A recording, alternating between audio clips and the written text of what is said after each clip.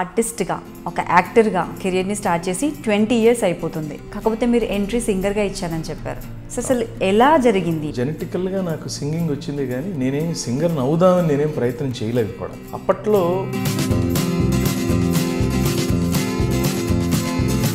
జెనెటికల్గా ఇది వచ్చు కాబట్టి ఇది ప్రయత్నం చేశాం. అనౌన్సర్గా వర్క్ చేశారు దూరదర్శన్లో. ఎన్ని సంవత్సరాలు వర్క్ చేశారు అక్కడ? అది కాకుండా ఇంకేమైనా జాబ్స్ చేశారా మీరు? అనౌన్సర్స్కి అప్లికేషన్స్ ఇస్తున్నారు అని తెలిసింది ఎవరి ద్వారా.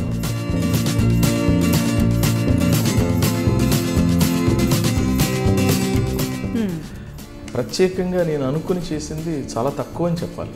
ఆర్టిస్ట్కి అసలు ఎలాంటి క్వాలిఫికేషన్ ఉండాలి? ఒక మంచి ఆర్టిస్ట్ ఎలా ఉంటే బాగుంటుందో, ఎలా ఉండాలి అవన్నీ మనకు తెలుసు. ఎలా తెలుసు అంటే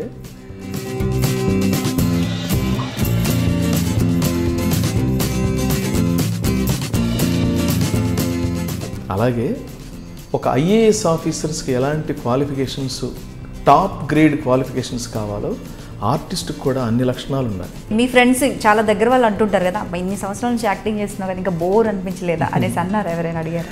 మీ ప్రశ్న సరైందే. అంటే ఒక్కొక్కసారి నాకు కూడా ఈ మధ్యన అనిపిస్తుంది, నాకే అనిపిస్తుంది. దానికి ఒక కారణం.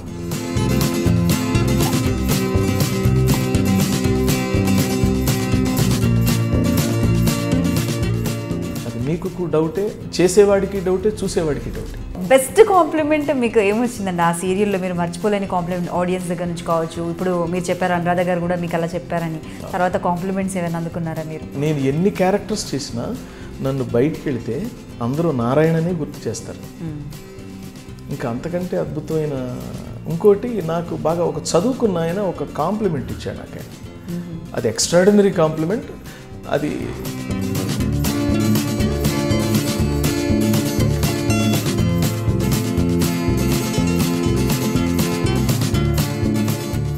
సో లక్ ఎక్కువ ఫేవర్గా ఉండాలంటారా సక్సెస్ కావాలంటే, లేదంటే హార్డ్ వర్క్ ఒకటి చాలా?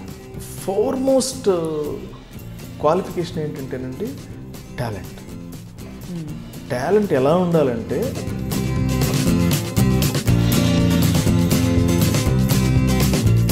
అది సహకరించకపోతే ఎంత కృషి ఉన్నా కూడాను అది అలాగే ఉంటుంది.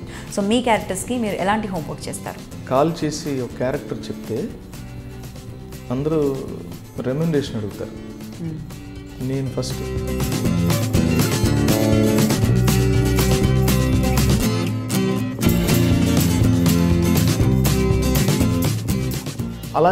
ఇలాంటి హోంవర్క్ అంతా చేస్తాను నేను. ఎవరైనా ప్రపోజ్ చేశారా మీకు? డెఫినెట్గా ప్రపోజల్స్ ఉంటాయి, అంతే తప్ప.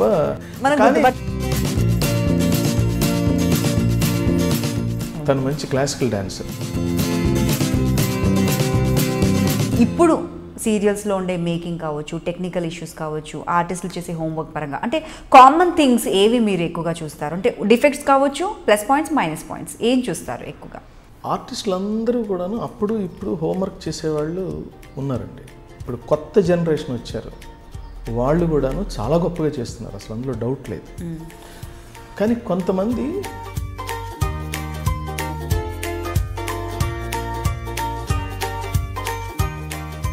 సో కాబట్టి ఆర్టిస్టులకు కూడా క్యారెక్టరైజేషన్ అంటే వాడికి కూడా తెలియట్లేదు. ఇంపోర్టెడ్ ఆర్టిస్ట్ అంటే ఇంపోర్టెడ్ ఇన్ ద సెన్స్ బయట రాష్ట్రాల నుంచి బాగా వస్తున్నారు. సో మరి దీని గురించి మీరేమంటారు? నేను ఇలాగే ఆఫ్ ద రికార్డ్ నా ఫ్రెండ్స్తో, అంటే డైరెక్టర్స్, ప్రొడ్యూసర్స్తో, అంటే వాళ్ళు ఏమన్నారు తెలుసా అండి,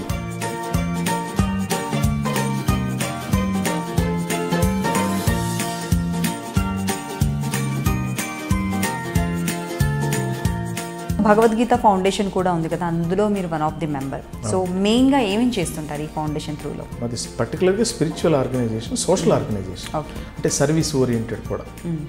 మా ఉద్దేశం ఏంటంటే, మీకు నచ్చే పాట? ఏ పారిజాతం ములియగలను సఖీ, గిరిమల్లికలు తప్ప, గరిక పూలు తప్ప, ఏ కానుకలను అందించగలను చెలి.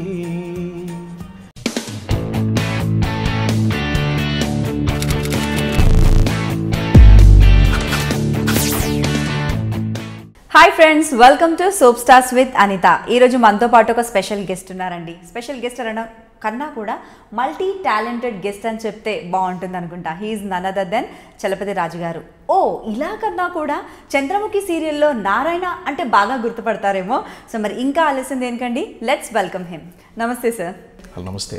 ఎలా ఉన్నారు sir? Fine, very fine. Okay sir. So ఆర్టిస్ట్గా, ఒక యాక్టర్గా కెరియర్ని స్టార్ట్ చేసి 20 years అయిపోతుంది. కాకపోతే అంతకన్నా ముందు అంటే చాలామందికి తెలుసు, కొందరికి కాకపోతే కొందరికి తెలియదు కూడా. ఛానల్స్ అన్నీ కూడా ఇవన్నీ రాకముందే మీ కెరియర్ స్టార్ట్ అయిపోయింది దూరదర్శన్లో. కాకపోతే మీరు ఎంట్రీ సింగర్గా ఇచ్చారని చెప్పారు. సో అసలు ఎలా జరిగింది అసలు ఒక ఎంట్రీ సింగర్గా ఇవ్వాలని ఆ టైంలో ఒక 20 years బ్యాక్ అనిపించడం? How it happened? మా నాన్నగారు సరస్వతి నాగేశ్వరరాజు గారు. ఓకే. ఆయన హార్మోనిస్ట్. సో జెనెటికల్గా నాకు సింగింగ్ వచ్చింది, కానీ నేనేం సింగర్ని అవుదామని నేనేం ప్రయత్నం చేయలేదు కూడా యాక్చువల్గా. అప్పట్లో మార్గాలు ఏమైనా ఉండేయంటే ఎక్స్ట్రా కరిక్యులర్ యాక్టివిటీస్ అనేది సింగింగ్, యాక్టింగ్, లేదా అంటే డ్రామా, లేదా డాన్స్. సో మిగతా ఎలాగో మనకు రాదు కాబట్టి జెనెటికల్గా ఇది వచ్చు కాబట్టి ఇది ప్రయత్నం చేసాం. పాడుతుంటే అందరూ బాగుంది, నాన్నగారు కూడా బాగానే ఉంది అని అనేవారు. సో మా ఇంట్లో సింగింగ్ అందరికీ ఒక ఒక పార్ట్ ఆఫ్ లైఫ్ అందరికీ. సో కాబట్టి మా పెద్ద సిస్టర్ కూడా అనంతలక్ష్మమ్మ గారు అని ఆవిడ కూడా పాడేది. విజయలక్ష్మి అని మా సిస్టర్, ఆవిడ కూడా పాడేది. ఇలా సో వాళ్ళని చూస్తూ నేర్చుకుంటూ పాడుతూ వచ్చాను. అంటే మరి నేర్పించాలి అని అనుకోలేదా సార్ మీ పేరెంట్స్? అంటే ఇప్పుడు ఇంట్లో ఎలాగో మ్యూజిక్లో టచ్ ఉంది కాబట్టి మ్యూజిక్ నేర్పించాలి అంటే ఇప్పుడే ఇలా పాడుతున్నారు, ఇంకా మ్యూజిక్ నేర్పిస్తే ఇంకా బాగా పాడగలరు అనేసి ఎవరికి అనిపించలేదా? అంటే అప్పుడు మ్యూజిక్ని ప్రొఫెషన్గా తీసుకునేంత సీరియస్నెస్ లేదండి అప్పుడు. కాకపోతే అదొక ఎడిషనల్ క్వాలిఫికేషన్ లాగానే చూశారు తప్ప, తద్వారా భవిష్యత్తు ఉంటుంది, సంపాదించవచ్చు, వీళ్ళు చాలా డెవలప్ అవుతారు, ఇంకా అద్భుతంగా భవిష్యత్తు ఉంటుంది అనే ఆలోచన కానీ అప్పట్లో ఆ సిచ్యువేషన్స్ కానీ అలా లేవు. ఇప్పుడు సపోజ్ ఉదాహరణకి మీరు సినిమాల్లో కూడా చూసుంటారు, ఎవరినైనా అమ్మాయిని పెళ్లి చూపులు చూస్తే అమ్మ నీకు పాట పాడటం వచ్చా అంటే అదొక క్వాలిఫికేషన్ తప్ప, వంట, పాట పాడటం, సంగీతం అవి కూడా వస్తే అద్భుతం. లేకపోతే అమ్మాయి చక్కగా ఉండి పద్ధతిగా చదువుకొని ఇల్లు, వంట, వార్పు అన్నీ వస్తే అది అద్భుతం. అది అలాగే ఇది ఒక ఎడిషనల్ క్వాలిఫికేషన్లో ఉంది తప్ప, తద్వారా ఏదో భవిష్యత్తు గ్రేట్గా ఉంటుంది అనే థాట్స్ అప్పుడు ఉండకపోవచ్చు నా ఉద్దేశం. ఓకే. సో ఎడ్యుకేషన్ మీదే బాగా కాన్సన్ట్రేషన్ ఉండేది అప్పట్లో. ఎక్కువ ఎడ్యుకేషన్ అంటే రాను రాను మధ్యకాలంలో కొంచెం మళ్ళీ ఎడ్యుకేషన్ కాకుండా ఎక్స్ట్రా కరిక్యులర్ యాక్టివిటీస్ అనేది ఇంకెక్కువ కొంచెం అయింది. మళ్ళీ ఎడ్యుకేషన్లోనే ఉతకడంతో ఓడం మొదలు పెట్టేశారు. ఆఫ్ కోర్స్ అందరికీ తెలుసు, కాంపిటీషన్ అయిపోయింది కాబట్టి. సో మరి మీరు పుట్టి పెరిగిందంతా ఎక్కడ సార్? ఏ ప్లేస్లో పుట్టారు, ఎక్కడ చదువుకున్నారు? మాది కృష్ణా జిల్లా. ఓకే. తొర్లపాడని విలేజ్, అది నందిగామ తాలూకా. అది అక్కడి నుంచి మేము విజయవాడ వచ్చాం మళ్ళీ అరౌండ్ 8th class చదువుకునేటప్పుడు. అక్కడి నుంచి మళ్ళీ నేను ఇంటర్మీడియట్ చదువుకోవడానికి హైదరాబాద్ వచ్చాను. 1980లో వచ్చాను. Okay. So almost 39 years Hyderabad వచ్చి ఇక్కడ ఇంటర్మీడియట్ నుంచి డిగ్రీ, పోస్ట్ గ్రాడ్యుయేషన్ అంతా హైదరాబాద్లో జరిగింది. ఓకే. సో సింగర్గా మీరు ఎప్పుడు మీ కెరియర్ ఏదైనా స్టార్ట్ చేశారా? కొద్ది రోజులు సింగర్గానే మీరు ముందుకు సాగారా లేదంటే? నేను సింగర్గా ఫస్ట్ సంపత్ కుమార్ అని నా ఫ్రెండ్, తను స్టేజ్కి నన్ను రవీంద్ర భారతిలో ఫస్ట్ ప్రోగ్రామ్కి నన్ను ఇంట్రడ్యూస్ చేశాడు. తర్వాత నేను మెల్లమెల్లగా స్టేజ్ ప్రోగ్రామ్స్ చేస్తూ వచ్చాను. కానీ నాకు బ్రేక్, నలుగురిలో బాగా గుర్తింపు, పాడటంలో కూడా ఇంకా మెచ్యూర్డ్గా పాడాలి, చాలా తెలుసుకొని పాడాలి అని అవన్నీ తెలిసింది మాత్రం ప్రముఖ గాయకుడు తను గంగాధర శాస్త్రి గారు అని ఉన్నాడు. Is my close friend. తనతో కలిసి నేను పాడుతుండేవాడిని. తను చూసి నేను బాగా ఇన్స్పైర్ అయ్యాను, బాగా తెలుసుకున్నాను. నాట్ ఓన్లీ మ్యూజిక్, లైఫ్లో కూడా చాలా తెలుసుకున్నాను. Is a very good friend, very good friend. Okay. Now is చాలామంది గురువులాగా కూడా భావిస్తారు తనని. అలాంటి వ్యక్తి నాకు స్నేహితుడు అవ్వటం నా పూర్వజన్మ సుకృతం. And I feel great and I enjoy. Okay. So మరి అలాగే మరి సింగర్గా తర్వాత కొద్ది రోజులు కెరియర్ని అలా సాగించిన తర్వాత నెక్స్ట్ అనౌన్సర్గా వర్క్ చేశారు దూరదర్శన్లో. అప్పుడు ఈ ఛానల్స్ అవి ఇవి అన్నీ కూడా ఏమీ లేవు.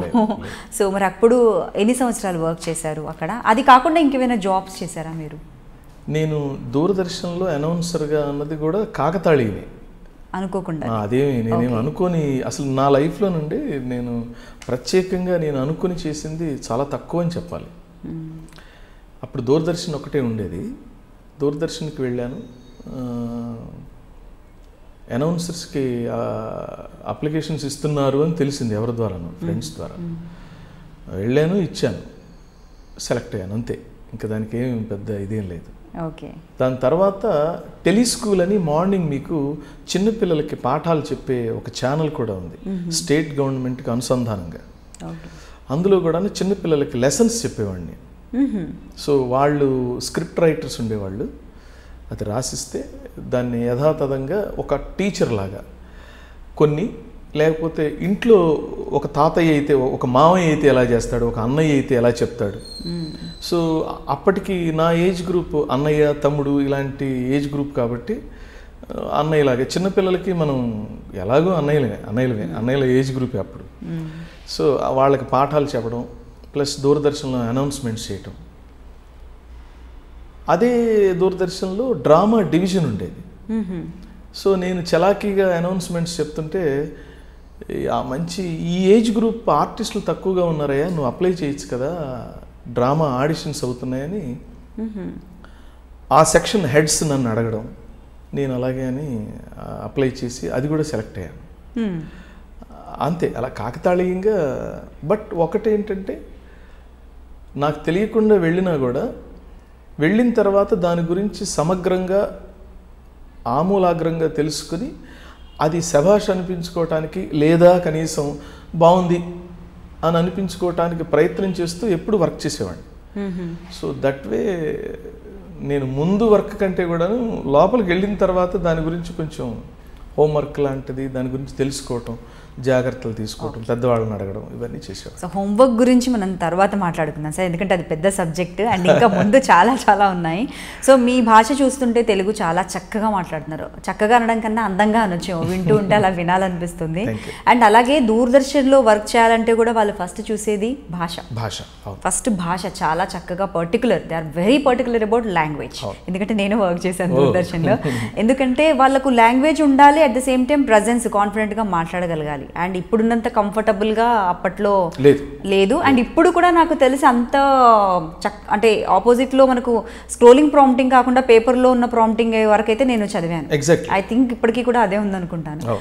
సో మరి ఒక ఆర్టిస్ట్కి అసలు ఎలాంటి క్వాలిఫికేషన్ ఉండాలి? ఎందుకంటే ప్రతిదానికి క్వాలిఫికేషన్ ఉంటుంది. ఒక అబ్బాయి ఒక బాయ్ని అపాయింట్ చేయాలనుకున్నా కూడా అట్లీస్ట్ వాడు టీ కాఫీలైనా సరిగ్గా పెడతాడా, క్లీన్ అయినా నీట్గా చేస్తాడా అనేది మినిమం అనేది 1 or 2 days మనం చూస్తాం. ఆర్టిస్ట్ అనేసరికి ఇప్పుడు ఎవరు చూసినా కూడా మా ఇంట్లో మా అమ్మాయి చాలా బాగుంటుంది, లేదంటే మా అబ్బాయి బాగుంటాడు, తీసుకెళ్ళిపోండి, మా అబ్బాయి డిగ్రీ చేస్తున్నాడు, ఇంటర్ చేస్తున్నాడు, సీరియల్స్లో సినిమాల్లో హీరోలా వస్తాడేమో ఎవరైనా అడిగితే చెప్పండి. అలా అడిగే వాళ్ళు కూడా ఉన్నారు. అంటే మిమ్మల్ని ఎంతమంది అడిగారో ఇంకా నేను ఎక్స్పెక్ట్ చేయగలను. అసలు ఏం క్వాలిఫికేషన్ ఉండాలి ఒక ఆర్టిస్ట్కి? నాకు మీరు అడిగే ప్రశ్న మంచి ప్రశ్న. దీనికి అనుబంధంగా నాకు మనందరి సర్కిల్లో బాగా నానుడిగా ఉన్న ఒక సిచ్యువేషన్నే మళ్ళీ గుర్తు చేస్తాను ఒకసారి. చెప్పండి. దాసనారాయణరావు గారిని ఎవరో ఒక ఫ్రెండ్ అడిగేవాడట, ఒరే మావాడు బడుద్దాయి, వాడు చెప్పిన మాట వింటలేదురా, తెగ తిరుగుతున్నాడు, నీతో పాటు తీసుకెళ్ళకూడదు అనేవాడు అని అడిగారు దాసనారాయణ. ఒరే బడుద్దాయిని ఎందుకు పనికిరాని వాడు పనిచేసే ఇండస్ట్రీ అనుకుంటున్నావా సినిమా ఇండస్ట్రీ అంటే, దానికి చాలా క్వాలిఫికేషన్స్ కావాలని దాసనారాయణరావు గారు అతన్ని చివాట్లు పెట్టిన సందర్భాలు కూడా మనం పత్రికల్లో, న్యూస్ పేపర్స్లో, లేకపోతే మన ఇండస్ట్రీ ఇన్నర్ సర్కిల్లో ఆ నోట మనం విన్నాం కూడా. అయితే నాకు తెలిసి, అంటే నేను ముందు ఆర్టిస్ట్ అవుదామని నేనేం రాలేదు, కానీ ఆర్టిస్ట్, ఒక మంచి ఆర్టిస్ట్ ఎలా ఉంటే బాగుంటుందో, ఎలా ఉండాలి అవన్నీ మనకు తెలుసు. ఎలా తెలుసు అంటే మీరు సినిమాలు చూస్తారు, ప్రతి వాళ్ళకి ఒక కథానాయకుడు వాళ్ళ ఫేవరెట్ అయి ఉంటారు. సో దాని అర్థం ఏంటి, అలా ఉంటే నాకు ఇష్టం అని చెప్పడం. సో అతనికి ఉండే అతని టాలెంట్ని, అతని క్వాలిఫికేషన్స్ని, అతని ప్రజెంటేషన్ని మనం నచ్చితే అతనికి మనం ఫ్యాన్ అవుతాం, అంతే కదా. అంతే. అలాగే నాకు ఎస్వి రంగారావు గారంటే ఇష్టం, గుమ్మడి గారంటే ఇష్టం, బాలయ్య గారంటే ఇష్టం. ఇలాంటి క్యారెక్టర్ ఆర్టిస్టులు నాకు రంగనాథ్ గారంటే ఇష్టం. ఎస్వి రంగారావు గారిని ఇష్టపడ్డానంటే ఎందుకు ఇష్టపడ్డాను, ఎందుకు ఇష్టపడాలి అంటే స్ఫురద్రూపం, వాచకం, ఆ క్యారెక్టర్ తాలూకు క్యారెక్టరైజేషన్ మనం ప్రజెంట్ చేయటం, పండించడం, ఇవన్నీ లక్షణాలన్నీ వస్తాయి. అప్పుడు అతన్ని మనం ఇష్టపడతాం.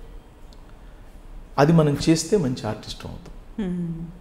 అలాగే ఒక ఐఏఎస్ ఆఫీసర్స్కి ఎలాంటి క్వాలిఫికేషన్స్, టాప్ గ్రేడ్ క్వాలిఫికేషన్స్ కావాలో ఆర్టిస్ట్కి కూడా అన్ని లక్షణాలు ఉండాలి. ఎలా అంటే మంచి రూపం ఉండాలి. ఒకవేళ అథవా రూపం లేకపోయినా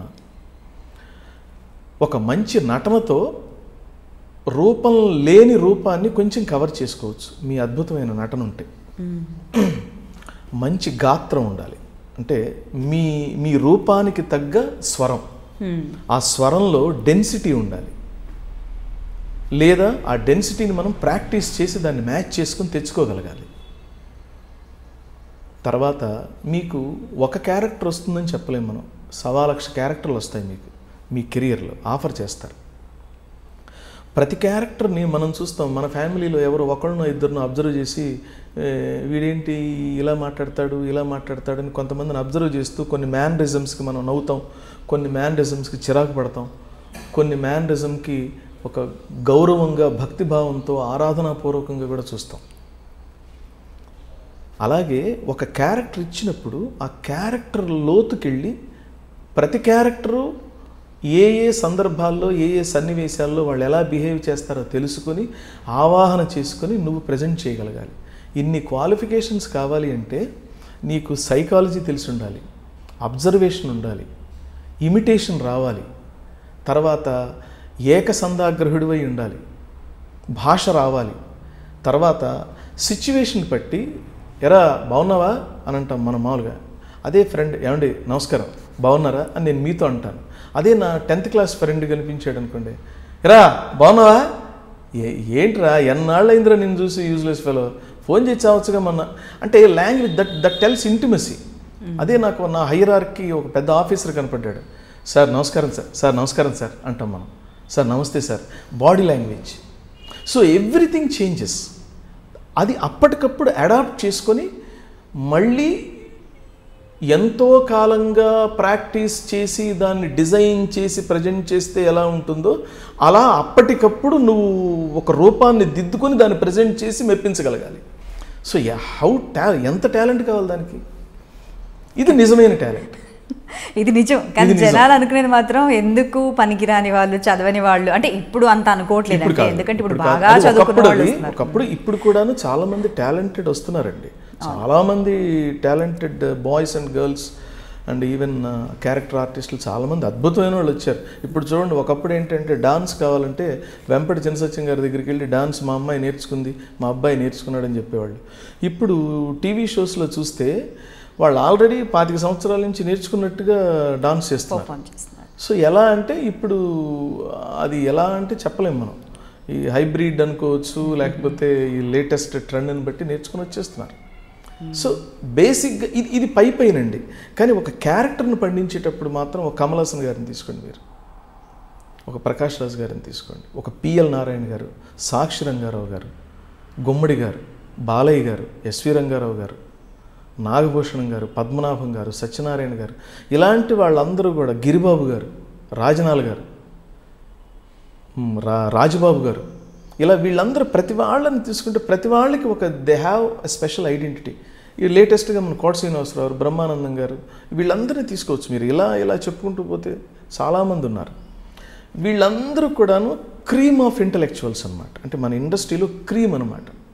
అందుకనే పెద్దవాళ్ళు మాట అంటారు, మనకి టాలెంట్ లేకపోతే ఎందులోనూ ప్రవేశించలేం, ప్రవేశించినా స్థిరపడలేం, స్థిరపడినా కొనసాగలేం. 3 స్టెప్పులు ఉంటాయి. ప్రవేశించడం మీరు వస్తారు, స్థిరపడటం కొనసాగటం ఎంత కష్టమో ప్రవేశించిన వాడికి తెలుస్తుంది. ఇప్పుడు మీరు 20 years గానో 30 years 40 years కొంతమంది అలాగే కంటిన్యూ అవుతున్నారంటే అతను మొనాటనీ ఆడియన్స్ ఫీల్ అవ్వకుండా ఎప్పుడు తనని తాను కొత్తగా ప్రజెంట్ చేసుకుంటున్నాడు అని అర్థం, ఎప్పటికీ అప్డేట్ అవుతున్నాడు అని అర్థం. ఆ అప్డేట్ ఎప్పుడైతే అవుతారో మీరు ఎప్పటికీ ఇండస్ట్రీలో చిరస్థాయిగా, ఫ్రెష్గా, కొత్తగా, న్యూ ఎంట్రెంట్గా ఎప్పుడు మిగిలిపోతారు. నాకు ఇప్పుడు మీ ఆన్సర్లోనే ఇంకొక క్వశ్చన్ కూడా నేను ఆల్రెడీ అడగాలనుకుంది వచ్చేసింది. ఎందుకంటే కొంతమంది 2 years 3 years యాక్టింగ్ చేసేసి అదంతా ఫెడ్ అవుట్ అయిపోతున్నారు. 5 years తర్వాత చేసి ఫెడ్ అవుట్ అయిపోయిన వాళ్ళు ఉన్నారు. లేదు అనుకుంటే గ్యాప్ ఆన్ అండ్ ఆఫ్ అంటే ఒకసారి వచ్చి కనిపించినట్లు 2 years తర్వాత మళ్ళీ కనిపించరు వాళ్ళు. టోటల్ చేంజ్, అటైర్ చేంజ్, వాళ్ళ లుక్ చేంజ్, వాళ్ళ యాక్టింగ్ కూడా కొంచెం చేంజ్ అవుతుంది. కానీ ఇన్ని ఇయర్స్గా సీరియల్స్లో అలాగే కంటిన్యూ అవుతున్న అదే పర్సన్ని చూడగలగడం అన్నది అసలు చాలా గ్రేట్ థింగ్. దాని వెనకాల మీరు అన్నట్లు హోంవర్క్ ఉండొచ్చు, హార్డ్ వర్క్ ఉండొచ్చు. సో మిమ్మల్ని ఎవరైనా అడిగారా, ఇన్ని సంవత్సరాలుగా మీరు చేస్తున్నారండి, మీరు చాలా సంవత్సరాలుగా చేస్తున్నారు, మీకు బోర్గా ఫీల్ అయ్యారా? లేదంటే ఎవరైనా అంటే మీ ఫ్రెండ్స్ చాలా దగ్గర వాళ్ళు అంటుంటారు కదా, ఇన్ని సంవత్సరాల నుంచి యాక్టింగ్ చేస్తున్నావు కదా, ఇంకా బోర్ అనిపించలేదా అనేసి అన్నారా? ఎవరైనా అడిగారా? అంటే అడిగిన వాళ్ళు ఉన్నారు. మీ ప్రశ్న సరైందే. అంటే ఒక్కొక్కసారి నాకు కూడా ఈ మధ్యన అనిపిస్తుంది, నాకే అనిపిస్తుంది. దానికి ఒక కారణం ఉంది. ఎలా అంటే క్యారెక్టర్స్ డిజైన్ చేయటంలో వెరైటీ పోతుంది ఈ మధ్యకాలంలో. ఇప్పుడు నేను 20 years బ్యాక్ నేను ఎంటర్ అయినప్పుడు నేను కస్తూరి అనే సీరియల్తో నేను ఫస్ట్ ఎంటర్ అయ్యాను. మంజులా నాయుడు గారు డైరెక్టర్. దానికి ఒక క్యారెక్టరైజేషను, ఆ క్యారెక్టరైజేషన్లోనే మాట్లాడతాను తప్ప వేరే వర్డ్ కూడా నేను మాట్లాడను. సో నన్ను ఒక సైనికుడిలాగా, ఆ క్యారెక్టర్లో ఒక సైనికుడిలాగా నన్ను తీర్చిదిద్ది అలాగే యాక్ట్ చేయించేలాగా దర్శకుడు, screen play writer, dialogue writer, ఈ 3 ఆర్టిస్ట్కి కంచండి. ఫస్ట్ డిజైన్ చేస్తే ఎవరంటే స్టోరీ రైటర్. అందుకని స్టోరీ రైటర్ని బ్రహ్మ అంటారు, సృష్టికర్త. Screen play writer, dialogue writer ఏంటంటే కంచె, ఇటు డివైడర్స్ అనమాట. వీళ్ళు ఈ మధ్యలోనే ఉండాలి. ఆ మధ్యలో ఇన్ బిట్వీన్ లైన్ మీదే నడిచేలా చేసేది డైరెక్టర్. ఈ 3 మధ్యలో ఒక కవాతు, అంటే నటన అనే కవాతును చేస్తున్నప్పుడు మీరు మధ్యకి కానీ పక్క చూపులు కానీ అటు ఇటు ఒరిగే అవకాశం లేదు, అటు ఇటు మనం ఎక్కడికైనా మార్గం తప్పే అవకాశం లేదు. ఇప్పుడు ఏంటంటే కొంచెం స్పీడ్ అయింది, ప్లస్ స్టోరీ స్టైల్ కూడా మారింది, ప్రజెంటేషన్ మారింది, స్క్రీన్ ప్లే మారింది. మనం ఇమిటేట్ చేస్తున్నాం. అంటే వేరే లాంగ్వేజ్, ఈవెన్ ఫారెన్ కంట్రీ సీరియల్స్లో నుంచి కూడా మనం ఇన్స్పిరేషన్గా తీసుకొని ఇక్కడ క్యారెక్టర్స్ని మనం సృష్టిస్తున్నాం. అందువల్ల ఏంటంటే ఎప్పుడు కూడాను పరాయి వాడిని ఇమిటేట్ చేయడం కాసేపు చేయగలం కానీ కంటిన్యూ చేయలేం. ఇది నిజం, మనం ఒప్పుకోవాలి. అంటే మన రామాయణ, మహాభారత, భాగవతాల్లో ఉండే క్యారెక్టర్లు కానివ్వండి, మన నేటివిటీలో ఉండి అద్భుతమైన నాటకాలు, కథలు రాసిన రచయితల్లో నుంచి పాత్రలు మనం సృష్టించగలిగితే మనకు అనుగుణంగా, మనకు తగ్గట్టుగా, మన నేటివిటీకి తగ్గట్టుగా ఉంటాయి తప్ప వేరే వాళ్ళని ఎవరినైనా ఇమిటేట్ చేసినా కాసేపు చేయగలం కానీ కంటిన్యూ చేయలేం. అందువల్ల ఎక్కడో స్లిప్ అవుతుంది. కాబట్టి మీరు ఆ క్యారెక్టర్లో, ఆ పంధాలో మీకు ట్రావెల్ అయినట్టు ఉండదు. లేనప్పుడు ఎలా ఉంటుందంటే ఒక కంటిన్యూటీ ఉండదు దేనికి కూడా. ఏదో చూసాం ప్యాచ్ అంటే కానీ మీ మనసులో ఒక ముద్ర వేసుకున్నట్టుగా ఈ క్యారెక్టర్ని జీవితాంతం గుర్తుండిపోయేలా మనం గుర్తుంచుకోగలం అనేది అది మీకు డౌటే, చేసేవాడికి డౌటే, చూసేవాడికి డౌటే. సో చాలామంది ఏంటంటే ఇప్పుడు 20 years 30 years ఆల్రెడీ ఇండస్ట్రీకి వచ్చిన వాళ్ళు ఓల్డెన్ సీరియల్స్ చేసేసారు. 30 series చేసిన వాళ్ళు ఉన్నారు, 40 50 60 చేసిన వాళ్ళు కూడా ఉన్నారు. కానీ మీ కెరియర్లో మీరు సీరియల్స్ ఎన్ని చేశారు అనడం కన్నా కూడా ఒక్కొక్క సీరియల్ చాలా సంవత్సరాలు అలా అలా కొనసాగిపోయింది. ఎప్పుడు బోర్ అనిపించలేదు. నాకు గుర్తుండి అయితే మిమ్మల్ని అసలు ఈరోజు ఈ కాంబినేషన్లో సీన్ ఎప్పుడు వస్తుందని ఎదురు చూసే వాళ్ళు కూడా ఉన్నారు. నేను ఉన్నాను అందులో, మీకు ఒక సీరియల్ ఇంతకుముందు కూడా చెప్పాను. సో అలాంటి క్యారెక్టర్ అసలు మీకు చూస్ చేసుకున్నారా, మీ దగ్గరకు వచ్చిన క్యారెక్టర్? అది నాకు ఇప్పటికీ అర్థం కాదు. నేను అనుకున్నాను, నేను ఒక పాయింట్లో నేను ఏమనుకున్నానంటే వన్ ఆఫ్ ది రైటర్ అయ్యి ఉంటారు, ఎందుకంటే తెలియదు నాకు, అసలు ఏం తెలియదు. అలా ఎలా రాసుకుంటారు అంటే ఇన్ని సంవత్సరాలు అంత చక్కగా అంత పకడ్బందీగా ఎలా వస్తుంది క్యారెక్టర్ తెలియక? అంటేనండి ఇది మాత్రం నాకు క్యారెక్టర్ అనుకోకుండా వచ్చింది. మళ్ళీ నా పర్సనల్ లైఫ్లోకి వెళ్తే కూడాను చంద్రముఖిలో నారాయణ క్యారెక్టర్ అది వెరీ పాపులర్. అది ఆడియన్స్ అందరూ నన్ను అద్భుతంగా వాళ్ళు ఆనందించి నన్ను ఆశీర్వదించిన వేషం నారాయణ క్యారెక్టర్. తర్వాత దేవత అనే సీరియల్లో మాధవరావు అనే క్యారెక్టర్ ఒకటి చేశాను. రాధామధులో సాయినాథ్ అని ఒక క్యారెక్టర్ చేశాను. పద్మవ్యూహంలో కూడా నారాయణే, ఆ క్యారెక్టర్ పేరు కూడా నారాయణే, హ్యాపెన్స్ టు. భాగవతం చేశాను. తర్వాత శ్రీనివాస కళ్యాణం, శ్రీనివాస వైభవం బాపు గారి డైరెక్షన్లో ఎస్విబిసి ఛానల్కి నారదుడిగా చేశాను నేను. బాగా సెట్ అయిపోయారు దాంట్లో. ఇవన్నీ క్యారెక్టర్స్ అంటే నేనేమి అనుకున్నావు కాదు, నేను అసలు అనుకోలేదు. నేను మామూలుగా పద్మవ్యూహం క్యారెక్టర్ చేస్తున్నాను, నారాయణ అనే క్యారెక్టర్. చంద్రముఖిలో కూడా ఆ క్యారెక్టర్ పేరు, అది మరాఠీ సీరియల్ మాతృక, మరాఠీ నుంచి తెలుగు మనం ఆర్కా మీడియా అప్పుడు చేసింది ఆ సీరియల్. నారాయణ చలపతిరాజు అయితే ఎలా ఉంటాడు అంటే బాగుంటాడు, బాగానే అనుకున్నారు. తర్వాత మళ్ళీ పద్మవ్యూహం జస్ట్ మననే కదా అయిపోయింది, అందులో కూడా నారాయణ పేరుతోనే బాగా పాపులర్, 1000 ఎపిసోడ్స్ చేశాడు. మళ్ళీ రిపీట్ చేస్తే మొనాటనీ అవుతుందేమో ఇలా ఫీల్ అయ్యి నన్ను పిలిచి కూడాను అంతా చేసి కూడా మళ్ళీ వద్దనుకున్నారు. Okay sir, it's all right, however thanks అని చెప్పి నేను వెళ్ళిపోయాను. వాళ్ళు 5 ఎపిసోడ్స్ తీశారు, షూట్ చేశారు వేరే వాళ్ళని పెట్టి. తర్వాత మళ్ళీ ఎందుకో ఫీల్ అయ్యారు, లేదు వాళ్ళు అనుకున్నట్టుగా రాలేదో లేకపోతే వాళ్ళు మరి రీజన్స్ తెలియదు నాకు. లేదు మళ్ళీ చలపతిని పిలవండి, ఇది తనతోనే మళ్ళీ రీషూట్ చేద్దాం కావాలంటే ఆ 5 ఎపిసోడ్స్ ఎలాగో కంటిన్యూ అవుతుంది. అది నన్ను పిలిచారు. నన్ను పిలిచినప్పుడు అప్పుడు క్రియేటివ్ హెడ్ అనురాధ గారు ఉండేది ఆర్కా మీడియాలో. సార్ మీరు బాగుంది, కానీ మీరు పద్మవ్యూహంలో నారాయణ క్యారెక్టర్ చేశారు కదా, ఆ ఇన్ఫ్లుయెన్స్ దీని మీద లేకుండా మీరు ఏం చేస్తారో చేయండి అని తను నాకు క్లియర్గా చెప్పి ఇలా చేసింది. అలాగేనండి, నేను అలాగే చేస్తాను, I will try my best.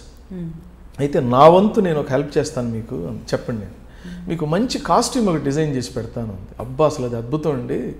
ఆంగికం భువనం వేశ్య వాచికం సర్వవాంగ్మయం ఆహారం చంద్రతారాది తమ్మందే సాత్వికం శివం.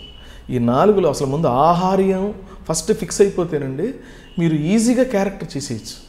ఆహార్యం చాలా ఇంపార్టెంట్. చాలా థ్యాంక్స్ అండి అనురాధ గారు అన్నాను. ఆవిడ నా కాస్ట్యూమ్ ఆవిడే డిజైన్ చేసి ఇచ్చింది. That helped me a lot. తర్వాత వచ్చిన తర్వాత నా వర్క్, నేను హోంవర్క్ అది అలా కాకుండా ఇంకెలాగా చేయాలా అని చేశాం. దాని తర్వాత మళ్ళీ డైరెక్టర్స్ 2-3 మారారు. యాటా సత్యనారాయణ గారని డైరెక్టర్ తను వచ్చేటప్పుడు ఒక 100 ఎపిసోడ్స్ తర్వాత. అది కొంచెం సీరియస్గా ఉండేది నా క్యారెక్టర్, యాక్చువల్గా నారాయణ క్యారెక్టర్. ఇది ఫన్గా చేస్తే ఎలా ఉంటుందని తనకు థాట్ వచ్చింది. ఇది సీరియల్ ఎప్పుడు సీరియస్గా ఎలాగో కష్టాలేవో ఉన్నాయి, ఆడియన్స్కి రిలీఫ్ ఏంటి అని తను పర్సనల్గా రాజేంద్రరావు గారి శిష్యుడు తను. ఆయన మరి ఎలా చేశాడో ఏంటో నా క్యారెక్టర్ని డిఫరెంట్గా దాన్ని కొంచెం కామిక్ వేలో ప్రజెంట్ చేశాడు. అది పట్టింది ఆడియన్స్కి. ఇంకా మళ్ళీ వెనక్కి తిరిగి చూసుకోలేదు. వెనక్కి కాదు అసలు, ఎపిసోడ్లో ఎప్పుడు వస్తుంది కాంబినేషన్ అనేసి అన్ని రకాల సీన్స్ ప్రతిదాన్ని మీరు కామెడీగా మార్చుకోవడం అనగానే అసలు నాకు ఇంకా గుర్తు ఎస్ కమాన్ ఇప్పుడు స్టార్ట్ అవుతుంది అనిపించేది. సో బెస్ట్ కాంప్లిమెంట్ మీకు ఏమొచ్చిందండి ఆ సీరియల్లో? మీరు మర్చిపోలేని కాంప్లిమెంట్ ఆడియన్స్ దగ్గర నుంచి కావచ్చు, ఇప్పుడు మీరు చెప్పారు అనురాధ గారు కూడా మీకు అలా చెప్పారని, తర్వాత కాంప్లిమెంట్స్ ఏమైనా అందుకున్నారా మీరు?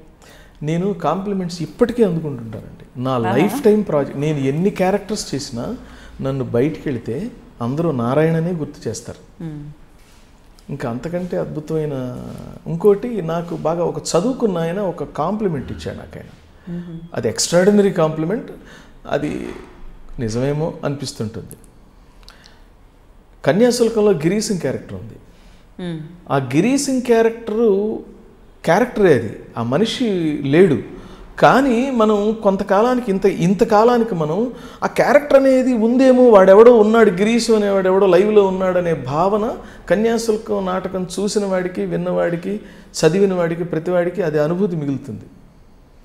అలాగే మాకు కూడా అనిపిస్తుందయ్యా, నువ్వు క్యారెక్టర్ కదా, నారాయణ అనేవాడు వాడెవడో ఇంకెవడో ఉన్నాడు అనిపిస్తుంది నాకు. నిన్ను చూస్తే నాకు చలపతి అని అనిపించదు, నారాయణ అనేవాడు ఎవడో ఉన్నాడు, వాడే నువ్వేమో, అలా స్ట్రైట్గా అతను పట్టుకొచ్చి యాక్ట్ చేయించారేమో అనిపిస్తుంటుంది. మాకు భలే గొప్పగా ఇన్ని సంవత్సరాల నుంచి, దాదాపు 7 సంవత్సరాలు నడిచిన సీరియల్ అది. 7 సంవత్సరాల్లో కూడాను మేము ప్రతిరోజు ఆ క్యారెక్టర్ వస్తే కానీ మాకు ఒక రిలీఫ్, మాకు ఈవినింగ్కి ఒక ఫీస్ట్ లాగా ఉంటుంది మాకు. రియల్లీ ఆ కన్యాశుల్కం క్యారెక్టర్తో పోల్చి అప్రిషియేట్ చేయటం నాకు చాలా ఆనందాన్ని ఇచ్చిన కాంప్లిమెంట్. గ్రేట్ థింగ్ అండి. కాకపోతే నాకు ఇంకొక డౌట్ అండి, మీరు సింగర్ తర్వాత దూరదర్శన్లో వర్క్ చేశారు, దాని తర్వాత సీరియల్స్కి వచ్చారు కదా, ఈ మధ్యలో మనకు అప్పటికే సినిమా ఉంది, because you are good looking. So మరి అలాంటప్పుడు సినిమాల్లో ఎందుకు ప్రయత్నించలేదు, మీరు హీరోగా ఎందుకు ట్రై చేయలేదు? అది నా పొరపాటేనండి, నా పొరపాటు. అంటే మనకి ఇలాంటప్పుడే నాకు ఎలా ఉంటుందంటే, నా పర్సనల్గా సపోజ్ ఇప్పుడు నేను వాస్తవానికి ఇప్పుడు మీరు ఇంత బాగా క్వశ్చన్స్ బాగా అడుగుతున్నారు అనుకోండి, నేను ఒక్కొక్కసారి నేనే మీలాగా ఇంటర్వ్యూ చేయాల్సి వస్తే మీ అంత గొప్పగా నేను చేయగలనా లేదా అని ప్రతిసారి నేను క్వశ్చన్ చేసుకుంటూ నన్ను నేను అనలైజ్ చేసుకుంటుంటాను నేను. అలాగే అప్పట్లో పెద్ద పెద్ద ఆర్టిస్టులు సినిమాలు అవి చూస్తున్నప్పుడు చేయగలను అని ఒకసారి అనిపించేది, కానీ ఏమో ఇంకా కొంచెం ట్రైనింగ్ కావాలేమో అనిపించి నేను కొంచెం వెనకడుగు వేశాను. ప్రాక్టికల్గా చెప్పాలంటే ఇంకా కావాలనిపించింది. ఎట్లా అంటే మనం వెళితే ఎలా ఉండాలంటే ఎక్స్ట్రీమ్ ఒక వండర్ఫుల్ క్వాలిఫికేషన్స్తో వెళ్ళాలి, ఇంకా వెళితే వెనక్కి రాకూడదు. సో మేబీ అది కూడా రీజన్ అయి ఉంటుంది. నాకు ప్రాపర్ గైడెన్స్ కూడా లేదు, పైగా ఇండస్ట్రీలో తెలిసిన వాళ్ళు ఎవరు లేరు. అది కూడా రీజన్ కాదేమో. మనం ఇప్పుడు ఒక ప్రెషర్తో వాటర్ పైకి వస్తున్నప్పుడు దాన్ని ఎవరు ఆపలేరు, మనమే, అది మన లోపమే అని నేను ఫీల్ అవుతా. సో మీరు అన్నారు కదా స్పెషల్ అండ్ ఎక్స్ట్రీమ్ క్వాలిఫికేషన్స్ అనేసి, సో మీ దృష్టిలో ఏంటా ఎక్స్ట్రీమ్ క్వాలిఫికేషన్స్? సరే, ఫర్ ఎగ్జాంపుల్ ఇప్పుడు అనుకుందాం, అసలు ఒక ఆర్టిస్ట్గా సక్సెస్ అవ్వాలంటే ఆన్ స్క్రీన్ అంటే బిగ్ స్క్రీన్ కావచ్చు, స్మాల్ స్క్రీన్ కావచ్చు, వాళ్ళకు ఏం కావాలి? అసలు లక్ కావాలా? మనమైతే ఇంతకుముందు కనుక్కున్నాం, ప్రజెంటేషన్ చాలా ఇంపార్టెంట్, గుడ్ లుకింగ్ అయి ఉండాలి, హార్డ్ వర్క్ చేయాలి, అండ్ భాషపై పట్టు ఉండాలి. అఫ్కోర్స్ ఇప్పుడు భాష రాని వాళ్ళు చేస్తున్నారు, అది వేరే విషయం అనుకోండి. బట్ మీ ఒపీనియన్ ప్రకారం నేను అడుగుతున్నాను, సో లక్ ఎక్కువ ఫేవర్గా ఉండాలంటారా సక్సెస్ కావాలంటే, లేదంటే హార్డ్ వర్క్ ఒకటి చాలా, లేదంటే ఎవరైనా గాడ్ ఫాదర్స్ లాంటి వాళ్ళు ఉండాలంటారా ఇండస్ట్రీలో నిలదొక్కుకోవాలంటే? ఫోర్మోస్ట్ క్వాలిఫికేషన్ ఏంటంటేనండి టాలెంట్. టాలెంట్ ఎలా ఉండాలంటే అది సుగంధం అయి ఉండాలి, గంధం అనమాట. గంధం వాసన ఎవరు ఆపలేరు. ఎవరు బాగుందంటే అరే ఇదేదో బాగుంది అని కనీసం తలుపు మూసుకున్నవాడు కూడా తలుపు తెరుచుకొని వాసన చూస్తాడు, ఆస్వాదిస్తాడు, ఆఘ్రాణిస్తాడు అనాలి, ఆఘ్రాణించటం అంటారు. అది మన టాలెంట్ అంటూ 100% ఉంటేనండి దాన్ని ఎవ్వరూ ఆపలేరు. భగవద్గీతలో ఒక శ్లోకం ఉంది, కర్మణ్యేవాధికారస్థే మా ఫలేషు కదాచన అనే శ్లోకం. కర్మలను చేయుట ఎందే నీకు అధికారం కలదు, కానీ వాని ఫలితము పైన లేదు. అట్లని కర్మలను చేయుట మానరాదు, ఆ కర్మ ఫలమునకు నీవు కారణము కారాదు. ఇది శ్లోకం తాత్పర్యం. ఒక మంచి, అందుకని విజయాన్ని అడిగారట, అమ్మ విజయలక్ష్మి తల్లి నువ్వు ఎక్కడుంటావమ్మా అంటే, ఎవరు కృషి చేస్తే వాళ్ళ పక్కనే నేను, వాడు కృషితో ఎప్పుడు పరిపక్వత సాధిస్తాడా వాడి మెడలో ఈ విజయం అనే మాలని ఎప్పుడు మెడలో వేద్దామా అని నేను వాడి వెనకే తిరుగుతుంటాను, అంతేగాని ప్రత్యేకంగా నేను ఎక్కడో ఉండను, ఎవరు కృషి చేస్తే వాళ్ళ వెనకే తిరుగుతుంటాను అని చెప్పిందట ఒక పెద్ద ఆయన చెప్పాడు. అందుకనే కర్మణ్యేవాధికారస్థ ఈ శ్లోకంలో కూడా సుకర్మ లాంటి గోవు వెనక విజయం లాంటి లేగదోడ పరిగెత్తక ఇంకెక్కడికి పరిగెడుతుంది? తల్లి వెనకేగా లేగదోడ పరిగెత్తేది. తల్లి ఎక్కడుంటే లేగదోడ అక్కడికే వస్తుంది. సో మంచి కర్మని, సుకర్మ అంటే మంచి కర్మ. అంటే మనం ఒక ధ్యాసతో కూడింది, ఒక ధ్యానంతో కూడింది, కష్టంతో కూడింది ఒక అద్భుతమైన కర్మని మనం చేస్తే దాని వెనక విజయం అనే లేగదూడ ఆ తల్లి వెనకే వస్తుంది. సో కాబట్టి నేను ఎప్పుడు ఫీల్ అయ్యేది ఏంటంటే, మనం బాగా కష్టపడితే విజయం దాని అంతటికే వస్తుంది. కానీ గ్రహస్థితులు కూడా మనకు కొంచెం సహకరించాలి. అవి సహకరించకపోతే ఎంత కృషి ఉన్నా కూడాను అది అలాగే ఉంటుంది, స్టాగ్నెట్గా ఒక కొండగా అట్లా ఒక పెద్ద నిలువెత్తు రాశిలాగా మిగిలిపోతుంది తప్ప ఆ రాశి వాసిలాగా మీకు పనిచేసి విజయాన్ని చేకూర్చదు.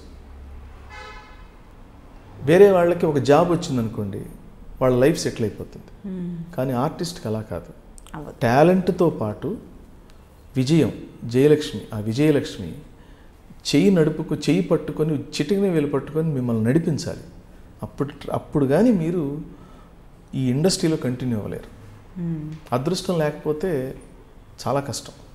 ఇక్కడ ఏంటంటే, మీరు ఒక క్యారెక్టర్ చలపతిరాజు గారిని అనుకుందాం అని మీరు అనుకున్నారనుకోండి, అసలు మీరు అనుకోవాలి ఓ 10 మంది లిస్టులో నేను రావాలి, ఆ 10 మందిలో నుంచి మొదట్లోకి రావాలి, ఫస్ట్ 3లోకి వస్తాను, 3 నుంచి ఫస్ట్కి రావాలి. ఇలా ప్రతి స్టెప్లోనూ నా అదృష్టం నాకు కలిసి రాకపోతే, టాలెంట్ ఉంది కాబట్టి ఫస్ట్ 10లో నా నేమ్ ఉంది, గుడ్, కానీ ఫస్ట్లోకి రావాలిగా. So that needs luck. So మరి బ్యాక్ సపోర్ట్ ఎవరైనా కూడా గాడ్ ఫాదర్స్ అలా ఉండడం మస్ట్ అండ్ షుడ్ అంటారా? ఐ డోంట్ థింక్ అండి, నేను అలా ఏం అనుకోను. నేను సపోర్ట్ ఉంటే బెటరే, కానీ దానివల్లే మనం సంపాదిస్తామనంటే నేను పెద్దగా యాక్సెప్ట్ చేయను. మనకి టాలెంట్ ఉంటే గాడ్ ఫాదర్స్ కూడా వాళ్ళే మన వెనక వచ్చేస్తారు. వీడిని ఎవరినో ఎలివేట్ చేస్తే మనకు పేరు వస్తుందిరా అని మన వెనకే వచ్చి మనల్ని ఇంట్రడ్యూస్ చేసే సందర్భాలు కూడా చాలా ఉన్నాయి. కాబట్టి మన టాలెంట్ ప్లస్ వినయం, విధేయత, ఒబీడియన్స్, విద్యా వినయ సంపన్నే అన్నారు. విద్య వినయం ఉన్న చోట విద్య కూడా రాణిస్తుంది, దానికి పేరు వస్తుంది, గౌరవం వస్తుంది, కీర్తి వస్తుంది. కాబట్టి మనం టాలెంట్తో పాటు ఒబీడియన్స్ ఉన్నప్పుడు ఏంటి అంటే, అవతల వాళ్ళు చెప్పేది మనం శ్రద్ధగా వినగలుగుతాం. మనం ట్రావెల్ అవుతున్న మార్గంలో సబ్జెక్ట్ని జాగ్రత్తగా మనం గ్రహించగలుగుతాం. అప్పుడు మనం ఒక్కసారి వింటేనే మన నోటికి వచ్చేస్తుంది. ఏకసంధాగ్రహి అంటాడు. అది ఉన్నప్పుడు ఒక్కసారి చెప్పగానే మనం చెప్తే, చూడండి, మనం ఇప్పుడు చిలుక మనం చిలుక పలుకులు అంటాం. హలో అంటే మనం ఎందుకు మనం ఇష్టపడుతున్నాం? మనం చెప్పగానే అది చెప్తుంది కాబట్టి.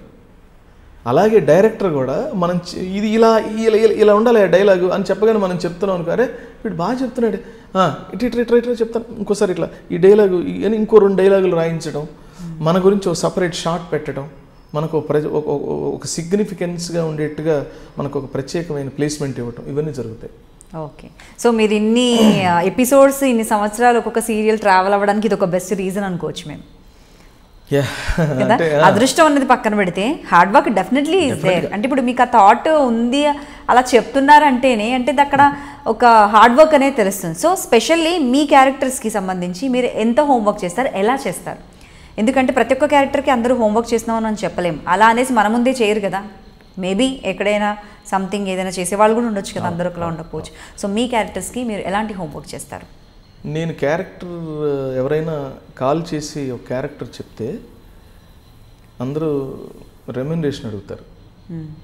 నేను ఫస్ట్ క్యారెక్టర్ ఏంటని అడుగుతాను. ఫస్ట్ ఎలా ఉంటుంది అంటే, మేనేజర్ కాల్ చేస్తాడు, మేనేజర్కి తెలియదు, కానీ మంచి క్యారెక్టర్ అంటే లెంగ్తీ క్యారెక్టర్ అని చెప్తారు. అది ఫిక్స్ అయిపోతారు, లెంగ్తీ క్యారెక్టర్ అని. కానీ దాని స్వరూపం ఎలా ఉంటుందంటే కో డైరెక్టర్ కొంతవరకు చెప్పగలడు. దర్శకుడిని అడిగితే కూడాను దర్శకుడు చెప్తాడు. నేనేం చేస్తానంటే విత్ డైరెక్టర్ పర్మిషన్ రైటర్ని కూడా నేను కాసేపు, ఏమండి ఇది ఇంకా స్వరూపం ఎలా ఉంటుంది అని, రైటర్ని డైరెక్టర్ని వాళ్ళిద్దరిని, వాళ్ళు కొంచెం ఏమిటి చేదస్తాం అని అనుకున్నా సరే అది తెలుసుకుంటే, ఎందుకంటే నేను కాస్ట్యూమ్ అండ్ లుక్ డిజైన్ కోసం నేను అడుగుతాను వాళ్ళని.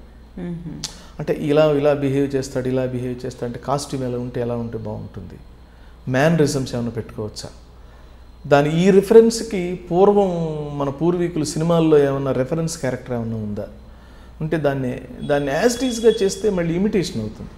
దాన్ని ఇన్స్పిరేషన్గా తీసుకొని ఫాలో అవటం తప్పులేదు. దాన్ని ఏమైనా చేయొచ్చా, ఇలాంటి హోంవర్క్ అంతా చేస్తాను నేను. ఆ దర్శకులతో ఫోన్లో కంటే కూడా ఫస్ట్ నేను వెళ్ళి, చాలామంది ఫోన్లో ఎందుకు సార్ ఫోన్లో చెప్పేస్తారు వాళ్ళు అని విని, కానీ సార్ ఒక్క పావు గంట మీతో కలుస్తానంటే రండి అంటారు వాళ్ళు. నేను పర్సనల్గా వాళ్ళని కలుస్తాను. పర్సనల్ ఇంటరాక్షన్ వేరుగా ఉంటుంది. మనం మాటల్లో మామూలుగా పైన చెప్తే వాళ్ళకి, ఎందుకంటే ఒక సీరియల్ ఇదిలో వాళ్ళు చాలా బిజీగా ఉంటారు. కానీ మనం పర్సనల్గా వెళితే ఇతను పాప ఇంట్రెస్ట్గా వచ్చాడు కానీ మనకి టైం స్పెండ్ చేస్తారు వాళ్ళు. సో అది హెల్ప్ అవుతుంది. అలా నేను నా క్యారెక్టర్ అది కూడా విత్ వాళ్ళ యాక్సెప్టెన్స్తోనే, అంతేగాని నా ఓన్ డెసిషన్ కాదు.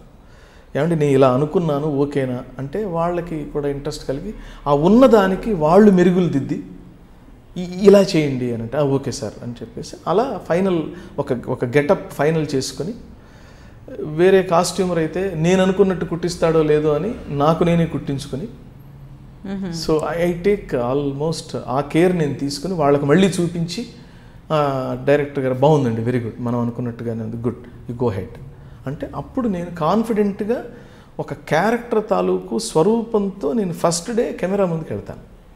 అక్కడికి వెళ్ళిన తర్వాత అదేమిటి ఇదేమిటి అని తెలుసుకోకుండా, అంటే ఈ వారం రోజులు 10 రోజులు ఈ క్యారెక్టర్ గురించి ఆలోచన, కాస్ట్యూమ్ గురించి వర్క్ చేయటం, తెలుసుకోవటం, ఇవన్నీ చేయటంతో ఒక వార్మప్ అవుతుంది నాకు ఆ క్యారెక్టర్ తాలూకు. సో ఫస్ట్ షాట్ కూడాను మనం కొంచెం కొంతకాలం చేసిన ఎక్స్పీరియన్స్డ్ షాట్ లాగా ఉండేట్టుగా చేయడానికి ట్రై చేస్తాను. ఫస్ట్ షాట్ మాత్రం ఫస్ట్ షాట్ లాగా అని నాకు అనిపించింది అంటే మనం ఇంకా క్యారెక్టర్లోకి వెళ్ళలేదని అర్థం. అలా జరగకూడదు. ఓకే, సో దానికోసం ఇంత హోంవర్క్ చేస్తారనమాట. అటైర్ దగ్గర నుంచి, స్పెషల్లీ కాస్ట్యూమ్ దగ్గర నుంచి, అండ్ లాంగ్వేజ్, ఆ క్యారెక్టరైజేషన్ ముందే ఎలా ఉంటుంది, దాన్ని ఎలా ప్రొలాంగ్ చేసుకోగలం అదే ముందు డైజెస్ట్ చేసుకుని. అవునండి, అవును. అవన్నీ చేస్తే ఏం లేదండి, మనం చేస్తే మనకే బాగుంటుంది. నా ఉద్దేశం ఏంటంటే ఒక ప్రాజెక్ట్లోకి వెళ్ళిన తర్వాత అది ప్రొడ్యూసర్ అవ్వచ్చు, కానీ మనం వెళ్ళిన తర్వాత అది మనదే.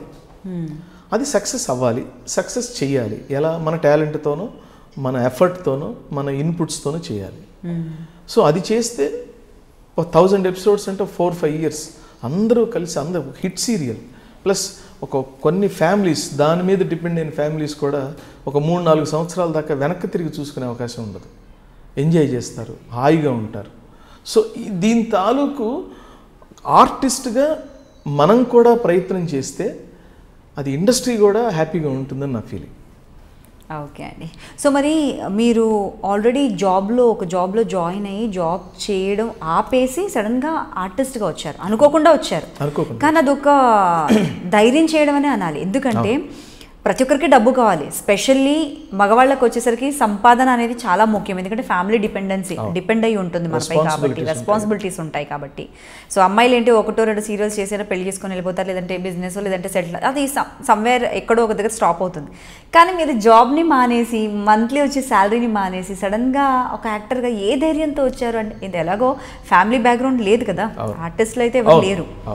సో ఎలా ధైర్యం చేశారు అసలు అంతలా సడన్గా? ఎవరైనా మోటివేట్ చేశారు? అలా ఏం లేదండి. నేను అప్పుడు కొత్తగా ఛానల్స్ వచ్చాయి, ఈటీవీ, తర్వాత జెమిని, ఇవన్నీ. అంటే నేను దూరదర్శన్ నుంచి ఉన్నాను కాబట్టి మధ్యలో గ్యాప్ తీసుకున్నాను. అప్పుడు సీరియల్స్ రావడం, అంటే యాక్టింగ్ అంటే నేను దూరదర్శన్లో చేసిన డ్రామాల వల్ల యాక్టింగ్ మీద కూడా ఇంట్రెస్ట్ కలిగింది. ఓకే, ఇది రైట్ టైం అనిపించింది నాకు. రైట్ టైం అని ధైర్యం చేశాను అంతే. అది నేనేమి వెనక్కి తిరిగి చూసుకోలేదు, ఎప్పుడు అనిపించలేదు మళ్ళీ అబ్బా జాబ్ మానేసి రాంగ్ స్టెప్ అని నేను ఎప్పుడు అనుకోలేదు. సో మంచి టైమింగ్ అనుకుంటాను కదా మీది. ఆ టైంలో వచ్చిన వాళ్ళందరిది కూడా ఆల్మోస్ట్ ఛానల్స్కి ముందు ఛానల్స్ అప్పుడప్పుడే రావడము, ఫటాఫట్ అన్ని సీరియల్స్ స్టార్ట్ అవ్వడము, అవి చాలా సంవత్సరాలు అలా కొనసాగడము. సో మరి ఫినాన్షియల్గా అయితే ఎప్పుడు కూడా ఏ ప్రాబ్లమ్స్ ఫేస్ చేయలేదు? ఏం చేయలేదండి, దేవుడి దయ వల్ల నేను ఈ రోజుకి హ్యాపీ అండి. అంటే ఒకటండి, నా సైకాలజీ ఎలా ఉంటుందంటే, నేను అది లేదు ఇది లేదని నేను ఆలోచించను, బాధపడను, దాని గురించి ఎక్సైట్ అవ్వటం అనేది ఉండదు. నా ఎక్సైట్మెంట్ అలా నా ప్రొఫెషన్ మీద ఉంటుంది. బాగా చేయాలి, బాగా మెప్పించాలి. ఎక్కడికి వెళ్ళినా కూడా మనల్ని ఇతను బాగా చేస్తాడు అని ఒక అడ్మైరింగ్గా చూడాలి అనే ఉద్దేశంతో నేను ఎక్కువగా వర్క్ చేస్తాను. అంతే తప్ప సరే డబ్బు అనేది మీరేం లేదండి. ఇప్పుడు ఇవాళ వస్తుంది, దేనికో దానికి ఖర్చు చేస్తాం, కానీ ఇవాళ వచ్చిన క్యారెక్టరు చాలా కాలంగా నిలబడిపోతుంది. నేను దాని మీద కాన్సన్ట్రేషన్ ఉంటుంది తప్ప డబ్బు అనేది ఎలాగో వస్తుంది, దానికి అంతే ఉందండి, అది పెద్ద ఇష్యూ కాదు. అంతే, వచ్చినంతకాలం వచ్చినంత వస్తుందండి. మళ్ళీ నేను స్పిరిచువల్గా, నాకు స్పిరిచువల్ థాట్స్ ఎక్కువ. Everything is pre determined. మనం ఎప్పుడన్నా పూర్వం దాచుకున్నదంటే ఇప్పుడు విత్డ్రా చేసుకుంటున్నాం అనే ఫార్ములాకి నేను బద్ధుడినై ఉంటాను. నేను ఇప్పుడు నాకు ఆల్రెడీ రిజర్వ్స్ ఏం లేకపోతే నేనేం విత్డ్రా చేసుకోగలను ఇప్పుడు. సో నాకు రావాల్సింది నాకు ఎప్పుడు వస్తుంది. ఆ వచ్చిన దాంతో తృప్తి పట్టడమే మనం నేర్చుకోవాల్సింది. సో కాబట్టి నేను ఆ విషయంలో I'm quite happy. Okay. So ఒకసారి మళ్ళీ ఇప్పుడు కెరియర్ అండ్ ఇక్కడ దగ్గర నుంచి మళ్ళీ వెనక్కి వెళ్దాము. సో కాలేజ్ అంతా చదివేసుకున్నారు, అయిపోయింది. సో మీ ఫ్యామిలీలో ఎంతమంది అండి? మీ తోబుట్టువులు ఎంతమంది? And me parents, me father ఏం చేసేవారు? నాన్నగారు హార్మోనిస్ట్ అండి. ఓకే, చెప్పారు. ఓకే. మా మదర్ అమ్మ ఆదిలక్ష్మమ్మ, నాన్నగారు నాగేశ్వరరాజు గారు. మా అమ్మ అంతే, అమ్మ అంతే. ఇంకా ఆవిడ మమ్మల్ని ఎంత గొప్పగా అంటే ఇంకా ఆల్రౌండర్ అని చెప్పొచ్చు. ఇంకా అమ్మ అంటే అమ్మ, ఏం చెప్పలేము. ఆవిడ మమ్మల్ని కళ్ళల్లో పెట్టుకొని చూసుకుంది. మా కోసం ఆవిడ సుఖాలని, ఆనందాలని అందరి తల్లుల్లాగానే ఆవిడ చాలా త్యాగం చేసింది. ఏదైనా ఎంతమంది తల్లులు త్యాగం చేసినా మన అమ్మ మనకు స్పెషల్ కాబట్టి మా అమ్మ ఇంకా ఎక్కువ చేసిందని నేను ఎప్పుడు ఫీల్ అవుతాను. తర్వాత మాకు సిస్టర్స్ 4. ఓ, మీ తర్వాత? కాను, నేను ఐఎమ్ ద లాస్ట్ వన్. మా అనంతలక్ష్మమ్మ మా పెద్ద అక్కగారు, రాజ్యలక్ష్మమ్మ 2వ అక్క, విజయలక్ష్మి 3వ అక్క, బాలా త్రిపుర సుందరి 4వ అక్క. Powerful names. చాలా అలాగే ఉంటారా? చాలా ప్రేమగా చూసి అసలు గారాబం చేసి మిమ్మల్ని ముద్దుగా గారాబం చేసి చాలా చెడగొడతారు. ఇప్పటికీ కూడాను వాళ్ళు నేనంటే ఇష్టం. అయితే నేను మొదటి నుంచి కూడాను రిజర్వ్డ్గా క్యారెక్టర్ నాది. చిన్నప్పుడు కూడా నేను చాలా పెద్దలాగా ఉండేవాడిని. ఓ పోన్లేండి, వాళ్ళకి అవకాశం లేదు మిమ్మల్ని అవి ఇవి అలవాటు చేసేసి, లేదంటే అల్లరిగా వాళ్ళు చేయమని చెప్పడం. బ్రదర్స్ ఏమో నేను లాస్ట్ వన్, ఇంకా 2 ఉన్నారు బ్రదర్స్. ఓకే. సో మీరే లాస్ట్. అసలు ఇల్లంతా ఎప్పుడు సందడి, పండగ వస్తే ఇంకా పండగ వాతావరణమే నాకు తెలిసి. ఓకే అండి. సార్ మరి ఎలాగో నేను ఇంతకుముందుకు అడిగాను మిమ్మల్ని హీరోగా ఎందుకు ట్రై చేయలేదు అని. కాలేజ్ డేస్లో కావచ్చు, లేదంటే ఆ తర్వాత కావచ్చు, ఎవరైనా ప్రపోజ్ చేశారా మీకు? అంటే నేను ఎన్ని జరిగినా కూడా లైఫ్ పార్ట్నర్ లైఫ్లో ఒక స్పెషల్ థింగ్ అంటూ ఉంటుంది కదా. అవును, డెఫినెట్గా. అంటే ప్రపోజ్ చేయడం అంటే ఇంత ఏమంటారు దాన్ని, ఇంత బయటపడ్డాలు లేవు నేను చదువుకునే రోజుల్లో. చూపుతో మూగగా ఆరాధించే వాళ్ళు ఎవరన్నా ఉన్నారేమో నాకు తెలియదు కానీ, బట్ డెఫినెట్గా ప్రపోజల్స్ ఉంటాయి అంతే తప్ప.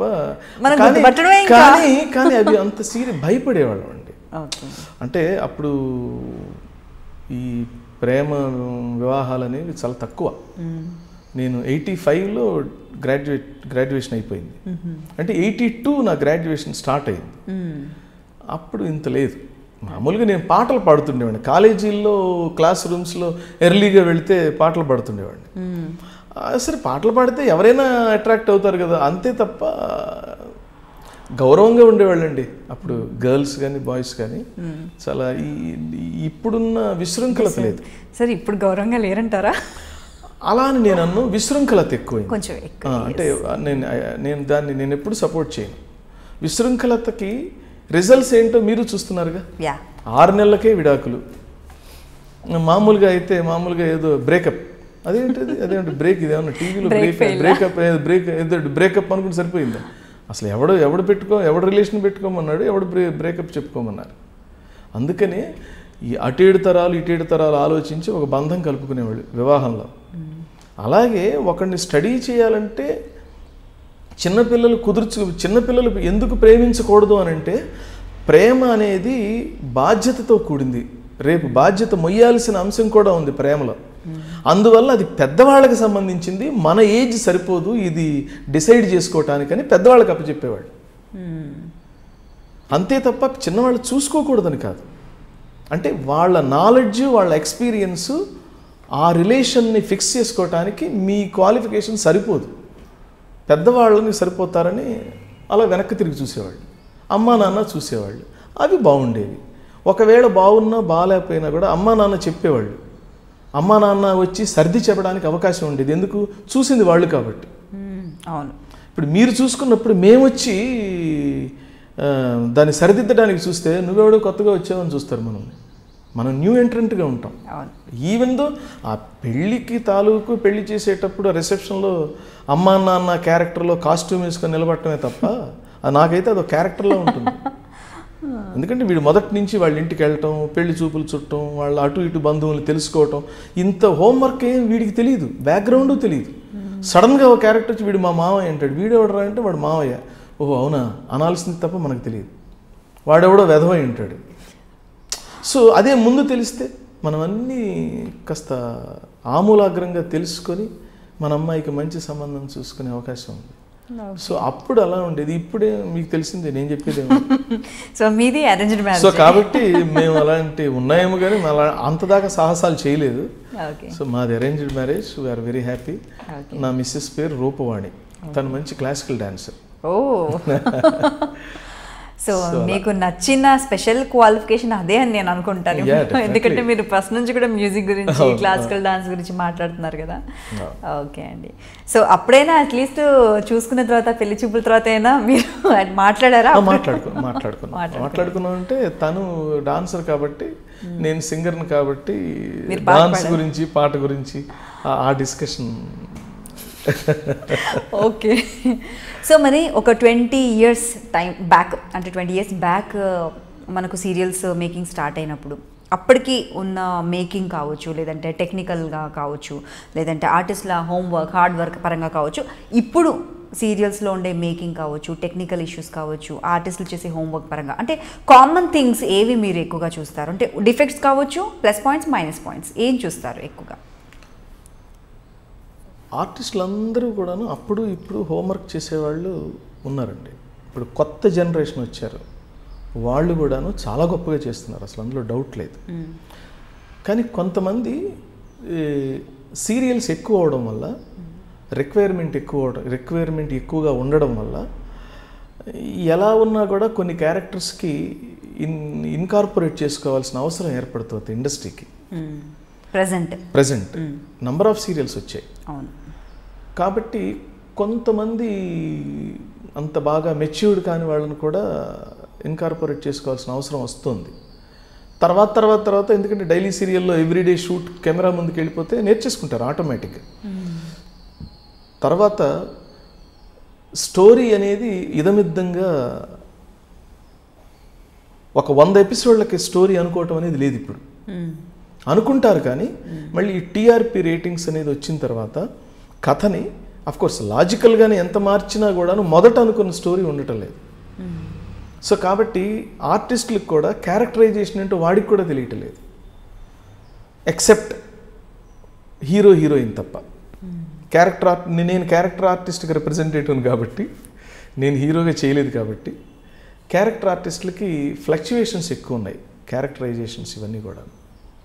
ప్లస్ మేకింగ్లో ఇంతకుముందు టైం ఉండేది, ఇప్పుడు టైం లేదు, చాలా ఫాస్ట్గా చేసేయాలి. ఫాస్ట్నెస్లో యాక్యురసీ ఒక్కొక్కసారి ఉంటుంది, ఒక్కొక్కసారి ఉండదు, మనం యాక్సెప్ట్ చేయాల్సింది. సో కాబట్టి ఇవన్నీ ఏంటంటే బడ్జెటరీ పాయింట్ ఆఫ్ వ్యూ కూడా ఉంటాయి. సో అన్నీ ఉంటాయి, ఇవన్నీ రీజన్స్. బడ్జెట్ పెరిగినప్పుడు డెఫినెట్గా మంచి క్వాలిటీ వస్తుంది. ఓకే. సో బడ్జెట్ గురించి వచ్చింది కాబట్టి మరి ఈ మధ్యకాలంలో కావచ్చు, ముందు కావచ్చు, ఇన్ని సీరియల్స్ చేశారు కదా, ఎప్పుడైనా కూడా పేమెంట్స్ ఇష్యూస్ కావచ్చు, ఎగ్గొట్టడాలు కావచ్చు, ఇలాంటి ఇష్యూస్ ఏమైనా జరిగాయా? దేవుడి దేవుడు నాకేం జరగలేదండి, కానీ నేను వింటుండేవాడిని పూర్వం. ఇప్పుడైతే లేవండి, ఇష్యూస్ చాలా తక్కువ ఉన్నాయి. అంటే 1-2 ఉంటాయి, అది ఎప్పుడూ ఉంటాయి. ఒక 5%, 10% ఇష్యూస్ ఎప్పుడూ ఉంటాయి, అది జీవితాంతం ఉంటాయి, అందులో డౌట్ లేదు. కానీ గతం కంటే ఇప్పుడు ఫైనాన్షియల్ పేమెంట్స్ ఇష్యూస్ అయితే లేవండి. మామూలుగా అడిగింది యాజ్ యూజువల్గా వాళ్ళు మనీ ట్రాన్స్ఫర్ చేసేస్తారు, యాక్యురేట్గా ఉంటుంది. ఐ డోంట్ థింక్ పెద్ద ప్రాబ్లమ్స్ ఏం లేవు. ఓకే. ఫ్రీ టైంలో ఏం చేస్తుంటారు సార్ మీరు? నేను ఫ్రీ టైంలో బుక్స్ చదువుతుంటాను. బుక్స్ బాగా చదువుతుంటారు. ఓకే. ఎక్కువ ఎలాంటి బుక్స్ చదువుతుంటారు? నేను ఎక్కువగా స్పిరిచువల్. అంటే ఈ థాట్, ఈ టైప్ ఆఫ్ మైండ్ సెట్ అంటే మీకు ఫస్ట్ నుంచి ఉందా, లేకపోతే రీసెంట్గా ఏదైనా స్టార్ట్ అయిందా? అంటే ఎక్కువ స్పిరిచువల్ వైపు మీరు ఉంటారు కదా, మీరు ఎంతమంది మనం మాట్లాడుకున్నప్పుడు కూడా అదే చెప్పారు. అంటే మా నాన్నగారు స్పిరిచువల్ మ్యాన్. ఓకే. అది మొదటి నుంచి చూస్తూ వచ్చాను. ఆ వయసులో వస్తూ వస్తూ మళ్ళీ మనం ఎలాగో ఫ్రెండ్స్ అవన్నీ వేరే వేరే మారినా కూడా తర్వాత గంగాధర్ అనే ఫ్రెండ్ కలవడం, తనతో కలిసిన తర్వాత ఈవెన్ మన థాట్స్, మన ట్రావెల్, మనం మాట్లాడే మాటల దగ్గర నుంచి మన ప్రవర్తన దగ్గర నుంచి అన్నీ ఒక మంచి ఫ్రెండ్షిప్ ఏర్పడితే వాళ్ళ ఆరా మన మీద అనుకోకుండా కూడా పనిచేస్తుంటుంది. ఓకే. సో తన ఇన్ఫ్లుయెన్స్ నా మీద ఎక్కువగా ఉంది. తను స్పిరిచువల్ మ్యాన్. భగవద్గీత ఫౌండేషన్ అనే సంస్థ తను ప్రారంభించి ఘంటసాల గారు పాడిన భగవద్గీతలోని 108 శ్లోకాలు యథాతథంగా పాడుతూ సంపూర్ణ భగవద్గీత అంటే 700 శ్లోకాలు ఉన్నాయి భగవద్గీతలు. యథాతథంగా 700 శ్లోకాలు తను కంపోజ్ చేసి పాడి భగవద్గీత ఫౌండేషన్ అనే సంస్థ ద్వారా సంపూర్ణ భగవద్గీత అని ఒక ఆడియో ప్రాజెక్ట్ని రిలీజ్ చేయడం జరిగింది. పెద్ద ప్రాజెక్ట్ అది. నేను అనుకోకుండా నా అదృష్టం కొద్దీ ఆ ప్రాజెక్ట్లో నేను కూడాను ఒక 7 సంవత్సరాలు పనిచేయటం జరిగింది. తను శ్లోకాలు పాడాడు, గంగాధర్ గారు శ్లోకాలు పాడారు. నేను ఆ తాత్పర్యం చెప్పించటంలో నేను కూడాను తనతో పాటు వర్క్ చేశాను. ఆ కామెంటరీ ఎలా చెప్పించాలి, ఈ డిస్కషన్స్ నేను కన్సోల్ రూమ్లో ఉండి మనంతా చెప్పించడం, ఇవన్నీ చేయటం వల్ల ఆ సబ్జెక్టును అనుకోకుండా చదువుతూ తెలుసుకుంటూ ఇన్ఫ్లుయెన్స్ అయ్యి అది డైజెస్ట్ అయింది. ఓకే. సో ఇంత ఉందన్నమాట ఇక్కడ. సో అప్పుడు ఆర్టిస్టులకు ఇప్పుడు ఆర్టిస్టులకు మనకు డిఫరెన్స్ మేజర్గా ఏంటంటే కొంచెం హోంవర్క్లో తేడా వచ్చింది అనేసి అన్నారు మీరు. ఇది మాత్రమే కాకుండా ఇంపోర్టెడ్ ఆర్టిస్ట్, అంటే ఇంపోర్టెడ్ ఇన్ ద సెన్స్ బయట రాష్ట్రాల నుంచి బాగా వస్తున్నారు. సో పోనీ హీరో హీరోయిన్ల వరకు అంటే అనుకోవచ్చు, ఇప్పుడు మరి మదర్ ఫాదర్ క్యారెక్టర్స్ కూడా వచ్చేసారు. సో మరి దీని గురించి మీరేమంటారు? నేనేమంటానంటేనండి, అది అది అది కంప్లైంట్ ఉంది, నేను కాదన్ను. నేను ఇలాగే ఆఫ్ ద రికార్డ్ నా ఫ్రెండ్స్తో అంటే డైరెక్టర్స్ ప్రొడ్యూసర్స్తో అంటే వాళ్ళు ఏమన్నారు తెలుసా అండి, ఓకే రాజు గారు మీరు అన్నారు బాగుంది, సంతోషం, నాకు మంచి మదర్ క్యారెక్టర్ కావాలి, ఒక మంచి 4 ఫోటోలు చూపించండి నేను పెట్టేసుకుంటాను అని వాళ్ళు నన్ను అడిగితే నా దగ్గర ఆన్సర్ లేదు. అంటే ఎక్కువ మంది ఇప్పుడు ఈ ప్రజెంట్ మన తెలుగు వాళ్ళు పెద్దగా ఇంట్రెస్ట్ చూపించటం లేదేమో అనిపిస్తుంది నాకు. ఉన్నారు వెతికితే, అయితే వాళ్ళందరూ ఏంటంటే వెబ్ సిరీస్ వైపు, ఫిలిమ్స్ వైపు వెళ్ళిపోయారు. సీరియల్స్ వైపు తక్కువగా వస్తున్నారేమో అనిపించింది నాకు. అంటే నేను కూడా అంత కాన్ఫిడెంట్గా లేను. నేను ఏమున్నా కూడా మన ఇంటి వాళ్ళని మన స్వరాష్ట్రం వాళ్ళని వాడుకుంటే మనకు ఒక ఆనందం ఉంటుంది డెఫినెట్గా కదా, అందులో డౌట్ లేదు, అందులో స్వార్థం లేదు, అందులో వేరే ఆలోచన కూడా లేదు, మంచి ఆలోచనే. కానీ వాళ్ళ కంప్లైంట్ ఏమిటంటే అలాంటి ఆర్టిస్టులు, మంచి ఆర్టిస్టులు నంబర్ ఆఫ్ ఆప్షన్స్ మాకు లేవు అంటున్నారు వాళ్ళు. మరి దీనికి నాకేమనిపిస్తుందంటే టీవీ ఆర్టిస్ట్ అసోసియేషన్ కానీ లేకపోతే కొన్ని ఈ ఏమంటారు ఈ ఆర్టిస్టులని సెలెక్ట్ చేసే ఏమంటారు వీళ్ళని ఏమనాలి, క్యాస్టింగ్ ఆ క్యాస్టింగ్ సంస్థలు అలాంటి ఏమన్నా ఉండి ఆడిషన్స్ కండక్ట్ చేసి ఎక్కువ ఆర్టిస్టులను మనం గ్యాదర్ చేసి ఒక ప్రొఫైల్ లాగా చేసి ఇండస్ట్రీకి ఇస్తే అప్పుడు వాళ్ళు నో అంటే అప్పుడు మనం అనాలి. కానీ ఇదేం జరగడం లేదని నా ఫీలింగ్. సో ఇండస్ట్రీలో పాలిటిక్స్ కూడా జనరలీ చాలా ఉంటాయని ఒక టాక్. లేడీస్కి సంబంధించి ఒక పాలిటిక్స్, జెంట్స్లో కూడా కొన్ని రకాల పాలిటిక్స్ ఉంటాయి. మీరు ఎప్పుడైనా ఫేస్ చేశారా? అంటే నేను ఎప్పుడు ఫేస్ చేయలేదు. కారణం ఏంటంటే ఎవరన్నా గొడవ పడుతుంటే నేను వెళ్ళి సర్ది చెప్తుంటాను కాబట్టి నాకు అలా అవకాశం వచ్చే లేదు. ఒకవేళ మరి మనం చెప్పినా వినే అవకాశంలో లేదు, అక్కడ పరిస్థితి లేదు అంటే ఆ సిచ్యువేషన్ నుంచి కాసేపు నేను బయటకు వస్తాను. ఎందుకంటేనండి ఇవన్నీ సిచ్యువేషనల్ ఎమోషన్స్ అండి. ఇప్పుడు మీరు నా మీద కోప్పడ్డా, నేను మీ మీద కోప్పడ్డా అది శాశ్వతం కాదు, స్థిరం కాదు. ఆ టైంలో ఎమోషన్ అంతే. అది ఎవరో ఒకళ్ళు అర్థం చేసుకుంటే బాగుంటుంది. ఇద్దరూ అర్థం చేసుకున్నంతకాలం గొడవ కొనసాగుతుంది. అందుకని మామూలుగా సాంస్క్రిట్లో ఒక శ్లోకం ఉంది,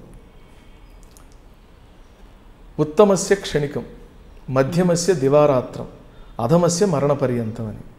ఉత్తముడికి కోపం క్షణమే ఉంటుంది, మధ్యముడికి ఒక దివారాత్రం అంటే ఒక పగలు ఒక రాత్రి ఉంటుంది, అధమస్య మరణ పర్యంతం అన్నాడు, చచ్చేంత వరకు ఉంటుంది అధముడికి అదే కోపం. వాడు ఇట్లా చూస్తుంటాడు విలన్ లాగా. అదే షార్ట్ అయిపోయిన తర్వాత కూడా వాడు ఇలాగే పెడుతుంటాడు. సో వాడి క్యారెక్టర్ అది. ఆ క్యారెక్టర్ ఉన్నవాడి చుట్టూ ఉన్నవాళ్ళు నాశనం, వాడు నాశనం, ఆ ఉన్న లొకేషన్ కూడా నాశనం. కాబట్టి అందుకని అలాంటి వాళ్ళకి దూరంగా మనమన్నా ఉండాలి, లేకపోతే వాళ్ళని దూరంగా పెట్టడానికి ప్రయత్నం చేయాలి. అంతేగాని అసలు ప్రధాన్ని ఒక ఇష్యూలాగా ఫీల్ అవ్వకూడదండి ఏది కూడా. నాకు తెలిసి ప్రతిదానికి మంచికి కానీ చెడుకు కానీ కారణం మన మనస్సే. నేను మిమ్మల్ని ఆలోచన విధానం అంతే, నేను మిమ్మల్ని హాయిగా ఆనందంగా చూశాను అనుకోండి, ఆనందంగా ఉంటుంది. ఏంటి ఈవిడేంటి ఇందాక నుంచి ఈవిడ పెద్ద ఏదో పెద్ద ఇదిగా పెద్ద గ్రేట్ యాంకర్లా ఫీల్ అవుతుంది అని నేను ఇలా ఇలా ఇలా అనుకున్నాను అనుకోండి. మీరు ఏ క్వశ్చన్ ఇచ్చినా అదేంటండి మీరు ఆ క్వశ్చన్ కరెక్ట్ కాదు, అది మీరు సరిగా అడగండి, అది స్ట్రైట్గా లేదు మీ క్వశ్చన్, ఇలా మాట్లాడచ్చు.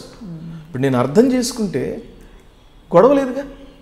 ఇప్పుడు ఫైనల్గా మీరు అనుకున్నట్టు నేను అనుకున్నట్టుగా మీరు అడగకపోవచ్చు, కానీ మీరు అడిగే అంతరార్థం నాకు తెలిసినప్పుడు విధానం ఏదైతే ఎందుకు ఆ విధానాన్ని నేను ఎందుకు ఏలెత్తి చూపాలి, అక్కర్లేదు, టైం వేస్ట్. ఈ అండర్స్టాండింగ్, ఈ మీనింగ్ఫుల్గా మనం ప్రతి లైఫ్లో మన బంధువులను కానీ మన చుట్టూ ఉన్న స్నేహితులను కానీ మన కొలీగ్స్ని కానీ అర్థం చేసుకోగలిగితే అసలు గొడవలు ఉండవు. గొడవల వల్ల ప్రయోజనం లేదండి, బీపీ షుగర్ పెరగటం తప్ప నాకు తెలిసి. అర్థం చేసుకుంటే అంతే కదండి, అర్థం చేసుకుంటే ఆనందం ఉంది. అందుకని ఏమంటాడంటే మాటలు వాటర్ని ఫిల్టర్ చేస్తే ప్యూరిటీ వస్తుంది. ఎలా? ఒక ఫిల్టర్, రెండో ఫిల్టర్, మూడో ఫిల్టర్.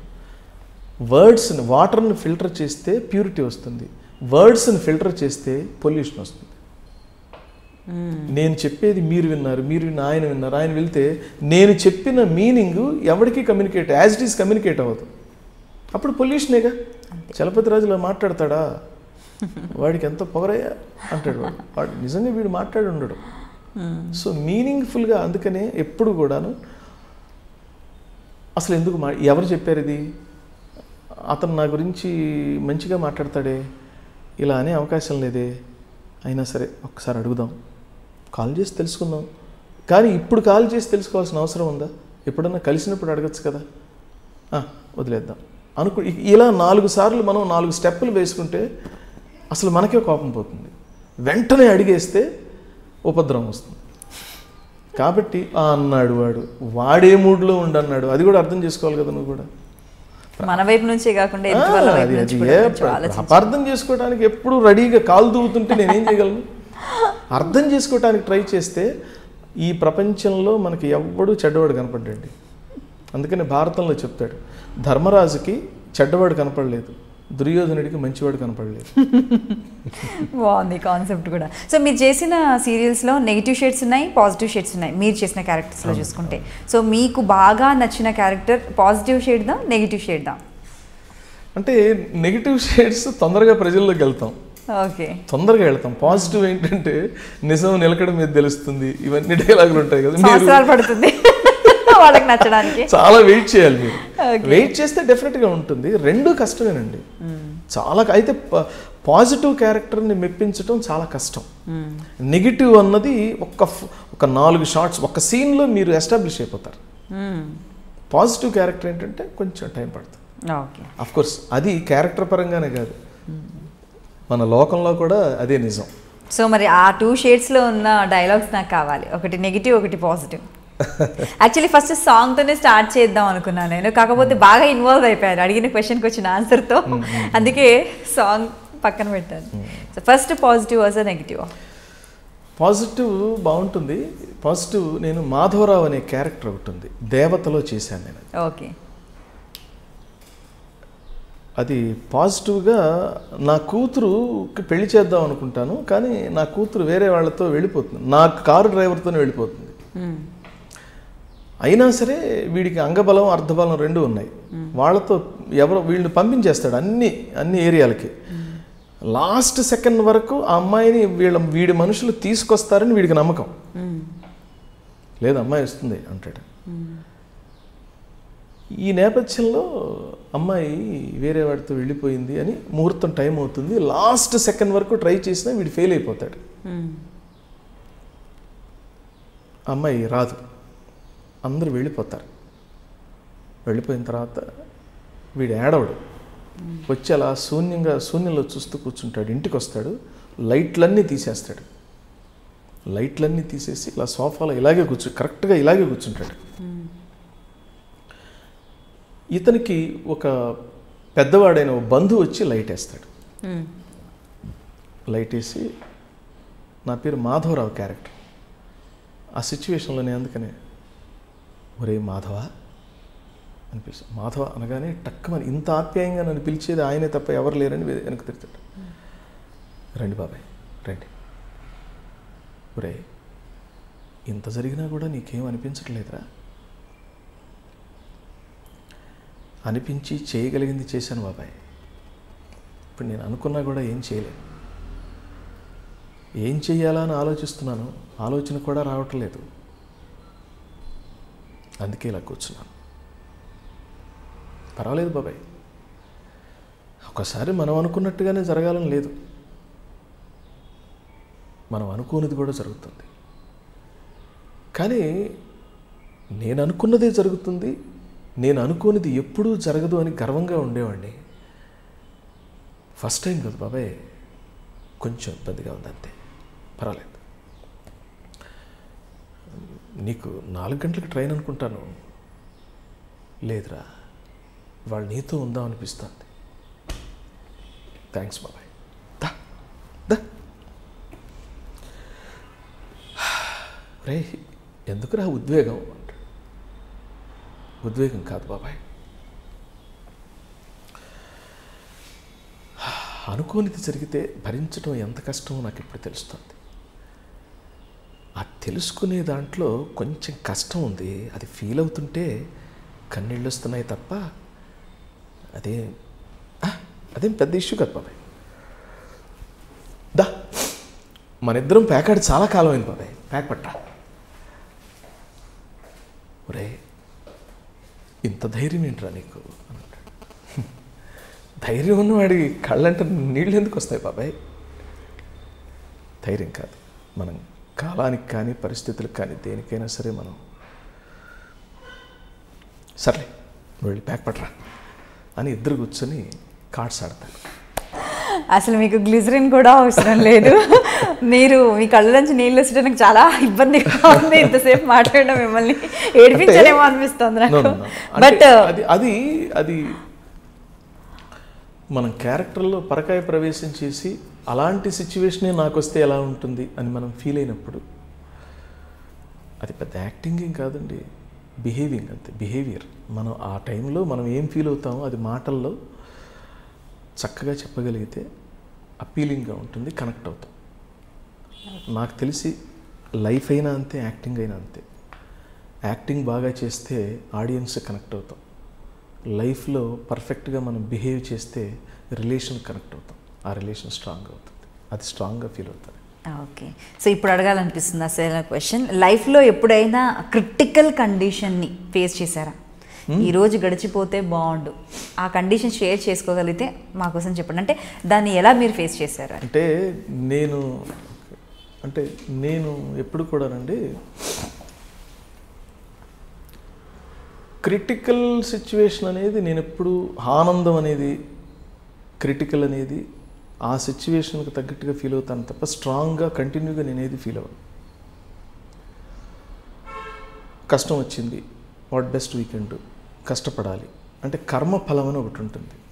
మన కర్మ ఖర్చు అయిపోవాలంటే మీరు బాధపడాల్సిందే. బాధ పెట్టడానికే ఆ సిచ్యువేషన్ పరమాత్మ మీకు అరేంజ్ చేస్తాడు. అరేంజ్ చేసినప్పుడు ఏడుపు వచ్చింది, ఏడ్ చేయండి, ఏం ప్రాబ్లం ఏమి ఉండదు, కంప్లైంట్ మనకు రిలీఫ్గా ఉంటుంది. టెన్షన్ పడతారు, టెన్షన్ పడితే ఏమవుతుంది, అనారోగ్యం. ఆ ఆరోగ్యాన్ని ఖర్చు చేయాలనుకుంటున్నాడు వాడు, కాబట్టి ఆ ఆరోగ్యం ఖర్చు అయిపోతే అనారోగ్యం ఉంటుంది. ఆ అనారోగ్యం ఫేస్ చేయడం వల్ల మీకు కొంత ఆయుక్షేణం జరుగుతుంది. అంటే వాడు ఒక 70 years మనకు ఒక లైఫ్ టైంని బాండ్ని క్రియేట్ చేశాడు అనుకోండి. మీరు ఇప్పుడు హెల్తీగా ఉన్నారు, చూస్తే మీరు 100 సంవత్సరాలు బతికేస్తారేమో అని డౌట్గా ఉన్నప్పుడు ఏం చేస్తాడంటే వాడు సిచ్యువేషన్ క్రియేట్ చేస్తాడు. అందులో నుంచి మీ దగ్గర 30 రూపాయలను తీసేసుకోవాలి వాడు, ఒక 30 yearsని పరమాత్మ తీసేసుకోవాలి.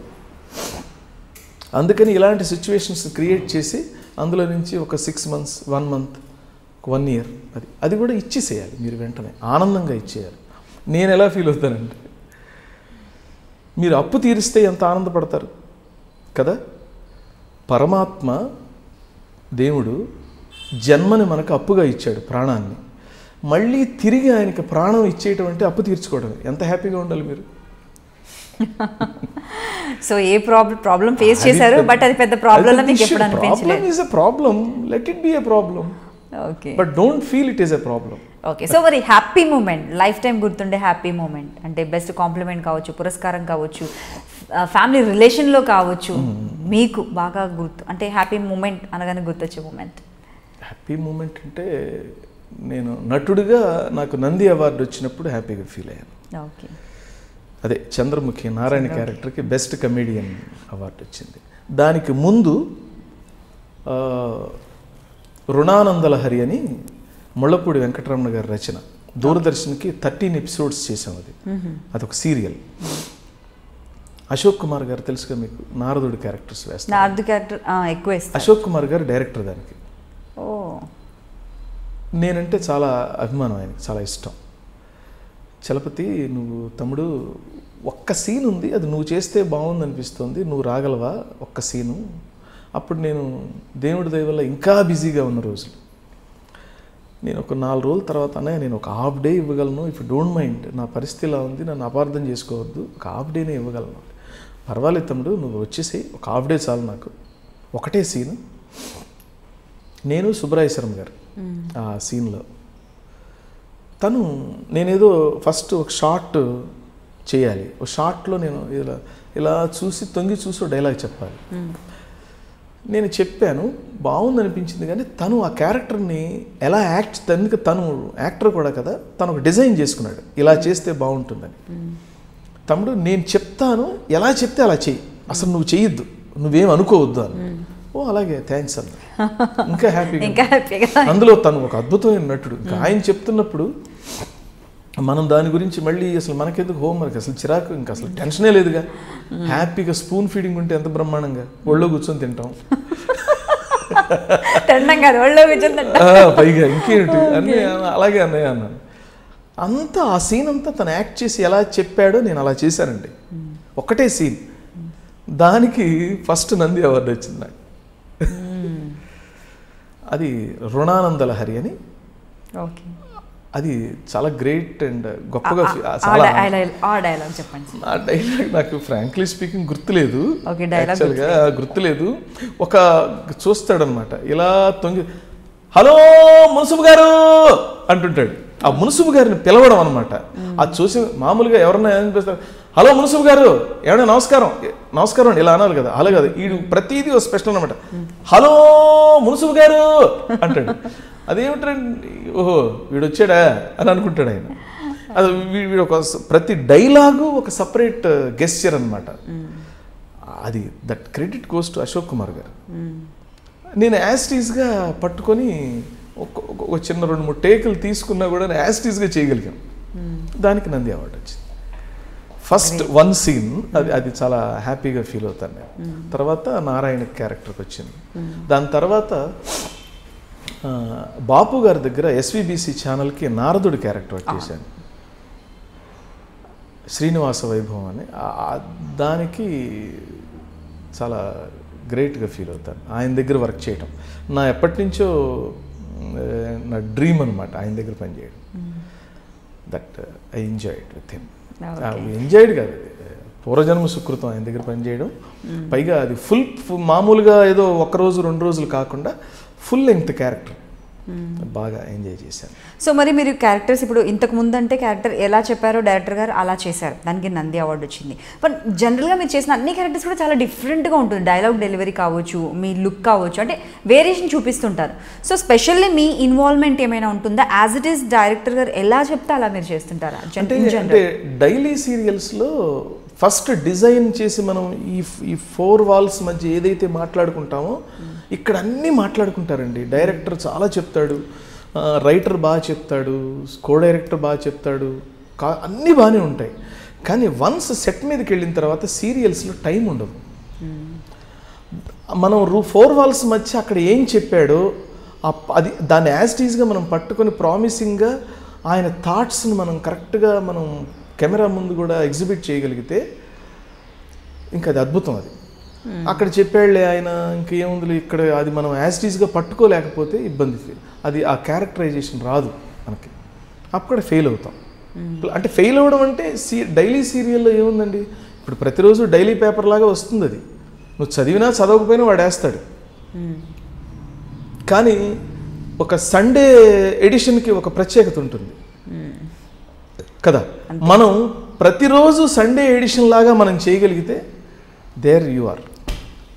ఓకే, సో ఖచ్చితంగా మన హార్డ్ వర్క్ అయితే ఉండాలి. ఎవ్రీడే హార్డ్ వర్క్, ఇన్వాల్వ్మెంట్, పట్టుకోవటం, దాన్ని డైరెక్టర్ ఏం చెప్పాడో అతని ఆత్మ ఒకటి ఉంటుంది. డైరెక్టర్ ఒక సోల్తో దాన్ని క్యారెక్టర్ని అనుకుంటాడు. ఆ అనుకున్నది ఆయనతో మనం కాసేపు మనం టైం లేదనో కాదు, ఆ డైరెక్టర్ కూడా బిజీగా ఉంటాడు. సీరియల్ ముందు చాలా బిజీగా ఉంటాడు డైరెక్టర్. అయినా సరే డైరెక్టర్ దగ్గర టైం తీసుకొని ఆయనతో కాసేపు మనం స్పెండ్ చేస్తే ఆయన అనుకున్నది మనకి యాజ్ ఇట్ ఈస్గా చెప్తాడు. దాన్ని పట్టుకోగలగాలి, పని అయిపోతుంది. ఇప్పుడు వాళ్ళలో ఉందా అండి అంత డిటర్మినేషన్, అంత డెడికేషన్, అంత హార్డ్ వర్క్ కావచ్చు, వర్క్ ఇప్పటి ఆర్టిస్టులకు ఉందంటారా? ఆర్టిస్టులకు అదేనండి, నేను చాలా తక్కువ మందికి ఉంది. తక్కువ మందికి అంటే ఇది వాళ్ళు చెప్పలేదు బాస్, వాళ్ళు కదా చెప్పాలి, వాళ్ళు అంటుంటారు. నేను ఒప్పుకోనది. ఒక్కసారి వాళ్ళు నీకు అమ్మాయిని పిల్లని ఇచ్చారు, తను జాగ్రత్తగా పిల్లని సంసారం చేసి జాగ్రత్తగా కాపాడుకోవాల్సిన బాధ్యత నీది. వాళ్ళు క్యారెక్టర్ ఇచ్చారు అంతే. మళ్ళీ నాకు అది చెప్పలేదు అది చెప్పలేదు కాదు, నీ క్యారెక్టర్ చెప్పడమే అన్నీ చెప్పడం. మామూలుగా క్యారెక్టర్ చేస్తే నిన్ను పిలిచి డబ్బులు ఇవ్వడం కాదు, అందులో హక్కులతో పాటు బాధ్యతలు కూడా ఉంటాయని తెలుసుకోవాలి. కొన్ని ఇప్పుడు మనం పెళ్ళికి వెళ్తాను చూడండి, పెళ్ళికి వెళితే నన్ను సరే రిసీవ్ చేసుకోలేదు అని అంటాడు. వాడు రిసీవ్ చేసుకోలేదని ఎదురు చూసాడంటే వాడు అవుట్ సైడర్ అయి ఉంటాడు. ఇప్పుడు మన వాళ్ళని అవుట్ సైడ్ మనం రిసీవ్ చేసుకోవడం కాదు, మనం వెళ్ళి వాడి దాంట్లో బాధ్యతల్లో మనం పాలు పంచుకోవాలి. అప్పుడు నువ్వు రిలేషన్ అవుతావు. అది మన వాళ్ళు ఒక క్యారెక్టర్ ఇస్తే ఆ క్యారెక్టర్ కోసం వర్క్ చేయడం కానీ, దాని గురించి తెలుసుకోవడం కానీ, పోనీ మనమన్నా దాని గురించి వర్క్ చేసుకుందాం, లేకపోతే రెఫరెన్స్లు చూసుకుందాం, కొంచెం కష్టపడదాం అనేది తక్కువ మందికి ఉంది. ఇప్పుడు కష్టపడిన వాళ్ళు ఎలాగో నిలబడ్డారు, అది మీరు చూస్తున్నారా, ప్రజలు చూస్తున్నారు. సో సీరియల్స్లో ఓన్లీ తెలుగు మాత్రమే చేశారండి, ఇంకా అదర్ లాంగ్వేజెస్ ఏమైనా? అదర్ లాంగ్వేజ్ నేనేం చేయలేదు. ఏమీ చేయలేదు. అదే అంటే ఆపర్చునిటీ రాలేదా, లేకపోతే మీరు చేయొద్దు అనుకున్నా? అంటే నన్ను పిలిచారండి, తమిళ్కి పిలిచారు. అదే కానీ నేను నాకేంటంటే పర్ఫెక్షన్ లేకపోతే, నా కాన్ఫిడెన్స్ లేకపోతే నేను చేయను. నేను అసలు ఏదైనా చేయను. ఇప్పుడు నాకు కొన్ని క్యారెక్టర్స్ ఆఫర్ చేస్తారు, నేను క్యారెక్టర్ ఏంటండి అని అడుగుతాను. అయ్యా మీరు నేనేం లేదు, నేను చేయగలనో లేదో తెలుసుకుందామని. కానీ కొంతమంది క్యారెక్టర్ ఏంటి చెప్పండి అంటే వీడు ఫోర్స్ కొడతాను. నేను అసలు ఆ ఉద్దేశం కాదయ్యా, నేను కొన్ని తెలుసుకోవాలని నేను చాలా ఒబీడియంట్గా అడుగుతాను. నేను ఈ క్యారెక్టర్ నేను చేయలేనేమో అని భయపడితే ఏమంటే నేను ఇది కరెక్ట్ కాదు, ఇది అతను కరెక్టు అని నేను వేరే ఆర్టిస్టులు కూడా సజెస్ట్ చేస్తాను. నేను మ్యాచ్ కాకపోతే నేను చేయలేను, అది నేను చెయ్యను. ఎందుకంటే చేసి అభాస్ పాలు కాకూడదు. అదొక పెద్ద ఒక డ్రీమ్, ఒక క్రియేషన్ కదా. ఆ క్రియేషన్ మనం నిలబెట్టకపోతే చాలా తప్పు చేసిన వాళ్ళం. అది నష్టం లేదు, ఇంకో ఆపర్చునిటీ వస్తుంది. వచ్చింది కదా అని ఆబగా చేసేయకూడదు. వాళ్ళు పెడుతున్నారు కదా అని తినేయటం కాదు, మన పొట్టకి అది ఎప్పుడు గుర్తుపెట్టుకోవాలి. ఓకే, సో మరి యాక్టింగ్ స్కిల్స్ అనేవి ఎంతవరకు యూస్ఫుల్గా ఉంటాయి? అంటే ఎవరైతే బాగా సక్సెస్గా ఉన్నారో, లేదంటే మంచి క్యారెక్టర్స్ని పండించి పేర్లు తెచ్చుకున్నారో, అందరూ కూడా యాక్టింగ్ నేర్చుకున్న వాళ్ళు కాదు. బట్ స్టిల్ యాక్టింగ్ స్కిల్స్ అనేవి ఎంతవరకు ఉపయోగపడతాయి? ఒకరు ఆర్టిస్ట్గా రావాలి అంటే బేసిక్గా ఉండాల్సిన స్కిల్స్ ఏంటి? బేసిక్గా నుండి అబ్జర్వేషన్ కావాలి, నెంబర్ 1. రెండవది స్పాంటినిటీ ఉండాలి, ప్లస్ గ్రాస్పింగ్ విపరీతంగా ఉండాలి. ఏకసంధాగ్రహత అంటే ఏకసంధాగ్రహి ఉండాలి మస్ట్గా. అది 2-3 సార్లు ఆటోమేటిక్గా చదువుకుంటే వస్తుంది. అంటే డైలాగ్ చదవగానే 2-3 సార్లు చదవగానే మనం పట్టేయాలి. ఫస్ట్ డైలాగ్ నోటికి రావాలండి. 4 సార్లు 10 సార్లు మననం చేసుకుంటే యాక్టింగ్ అనేది రిఫైన్ అవుతుంది. అది ఫిక్స్ అయిపోతాం. అందులో ఒక ప్యూరిటీ, మెచ్యూరిటీ వస్తుంది.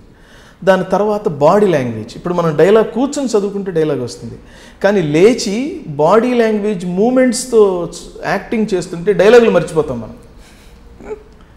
సో అలా ప్రాక్టీస్ చేయాలి. తర్వాత కో ఆర్టిస్ట్తో టైమింగ్ మిస్ అయితే మళ్ళీ డైలాగ్ మర్చిపోతాం. కాబట్టి కో ఆర్టిస్ట్తో ఒక్కసారి చూసుకుందామా అని అడగాలి, చూసుకోవాలి. ఆ ప్రాంప్టింగ్ చెప్తారు. ప్రాంప్టింగ్ అనేది మరి ఏం చేస్తాం, ప్రస్తుతం ఈ స్పీడ్ యుగంలో ఫాలో అవ్వాల్సి వస్తుంది. కానీ ప్రాంప్టింగ్ లేకుండా ఉంటే అద్భుతంగా ఉంటుంది. అది కో ఆర్టిస్ట్తో కోఆర్డినేషన్ చేసుకోవాలి. తర్వాత యాక్షన్ అని రెడ్ లైట్ వెలిగిన తర్వాత లైట్స్ వేసి రెడ్ లైట్ వెలిగితే యాక్షన్ అనగానే ఒక చిన్న భయం మనం స్టార్ట్ అవుతుంది. ఆ భయం లేకుండా ఉండాలంటే మొదట ఈ 3 జరగాలి. మనం చదువుకోవాలి, కో ఆర్టిస్ట్తో ఒకసారి రిహార్సల్ చేసుకోవాలి, తర్వాత కాన్ఫిడెంట్గా ఆ లొకేషన్లో మూమెంట్స్, బాడీ లాంగ్వేజెస్తో ఎవరు వచ్చినా ఎవరు రాకపోయినా నీకు నువ్వన్నా చూసుకోవాలి. ఈ 3 చేసుకుంటే టేక్ అనగానే కాన్ఫిడెంట్గా మనం వెళ్ళగలం. ఈ 3 చేయాలి. చాలామంది కొంతమంది చేసిన వాళ్ళు ఏముందండి, చదువుకుంటే మార్కులు వస్తాయి, చదువుకుంటే మార్కులు రావు, దాని ఏం లేదు.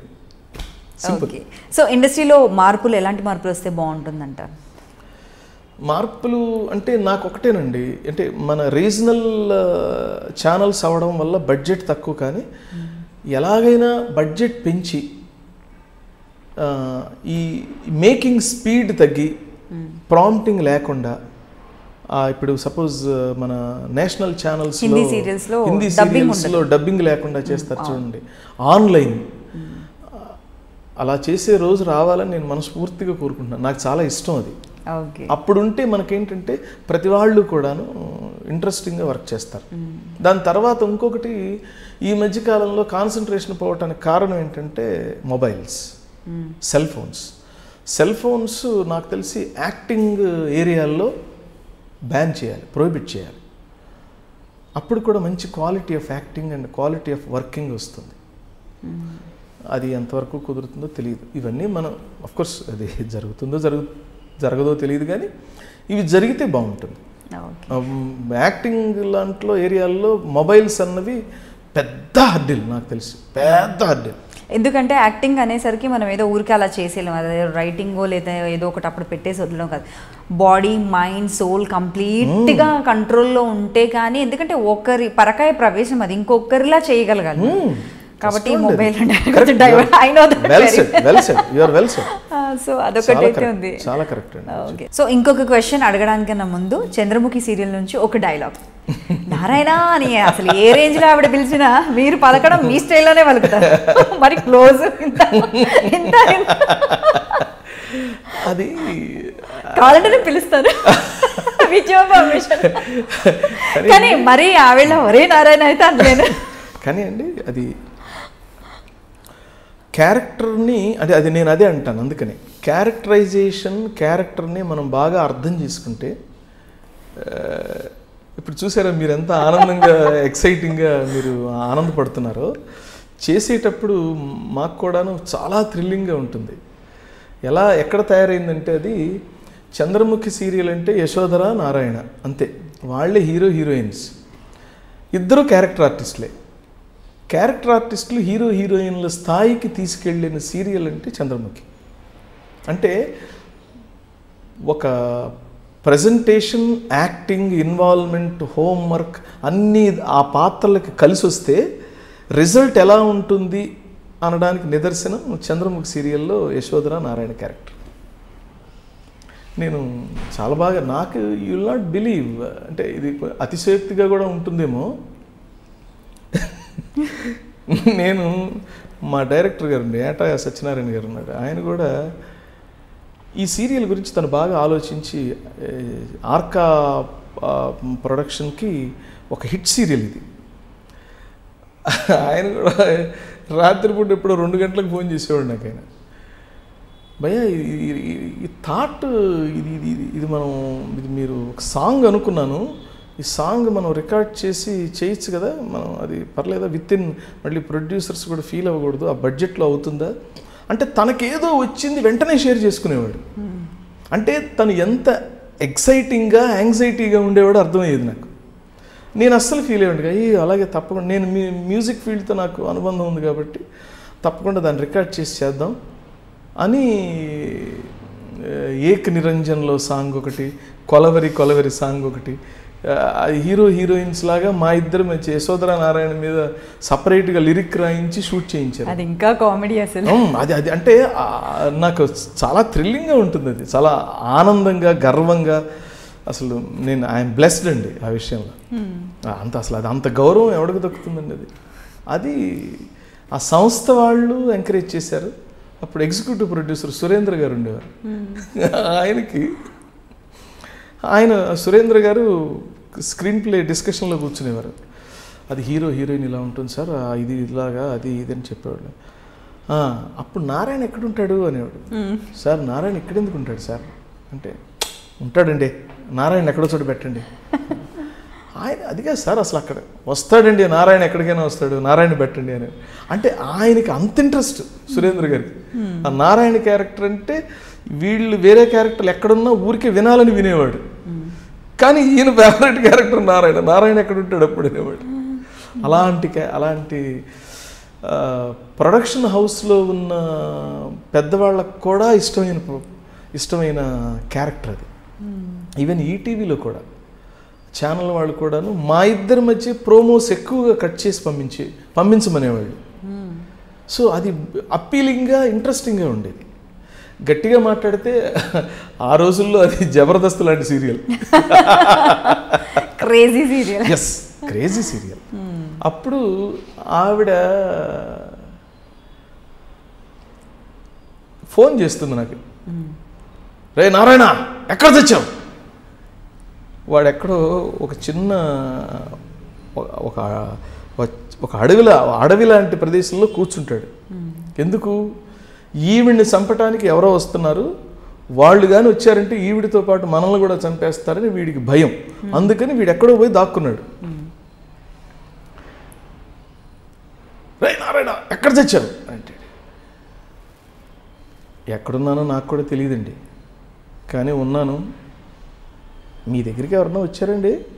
వాళ్ళు కానీ వస్తే నేను కూడా ఉంటానో పోతానో నాకు కూడా తెలియదండి. అయినా ఇప్పుడు నాతో ఏం పనుంది చెప్పండి. కానీ ఒక్క విషయం చెప్పనా మేడం, మీకు అసలు లైఫ్ అంటేనండి చాలా కష్టం అండి. మీకు దండం పెడతాను, నాకు మళ్ళీ ఫోన్ చేయబాకండి. మీ ఫోన్లో ఆ నంబర్ చూసి మళ్ళీ నా నంబర్కి ఫోన్ చేసి మీ రహస్యాలు నన్ను అడిగి నా ప్రాణం తీసేస్తే నేను చచ్చిపోతాను. మీరు ఫోన్ పెట్టండి, ముందు ఫోన్ పెట్టండి అర్జెంట్గా. అంటే ఇన్ని ఎమోషన్స్ ఉంటాయి అన్నమాట అందులో. ముందేమో అమాయకంగా ఎక్కడున్నానో నాకే తెలియదండి అన్నాడు. మళ్ళీ చెప్పాడు, మళ్ళీ ఇటు చచ్చిపోతాడు అన్నాడు, ఫోన్ పెట్టాడు అన్నాడు. అసలు అన్ని ఎమోషన్స్ చేంజ్ ఓవర్స్ ఉండటం వల్ల ఆ సిచ్యువేషన్లో అది ఇంతే, అది అపీలింగ్గా వెళ్ళిపోయేది. ఇంకా అలాంటి కోకొల్లలండి అందులో. అవును, ఎన్ని డైలాగులు అసలు. మరి మీకు ఇంత ఎక్స్పీరియన్స్ ఉంది కదా వర్క్లో, డైరెక్షన్ వైపు ప్రొడ్యూసర్గా మీరు రావాలని అనుకుంటున్నారా? చేశారా? అసలు అనుకోవట్లేదా? లేదండి. డైరెక్షన్ అనేది అంటే మనం అదే ఆర్టిస్టులు చాలామందికి కొంత ఎక్స్పీరియన్స్ వచ్చిన తర్వాత మనం చేసేయటం ఈజీ అనుకుంటాం. డైరెక్షన్ అనేది ఒక పెద్ద టాస్క్. అది మనం చూడటానికి ఈజీ ఉంటుంది కానీ చేసేటప్పుడు తెలుస్తుంది అది ఎంత కష్టం.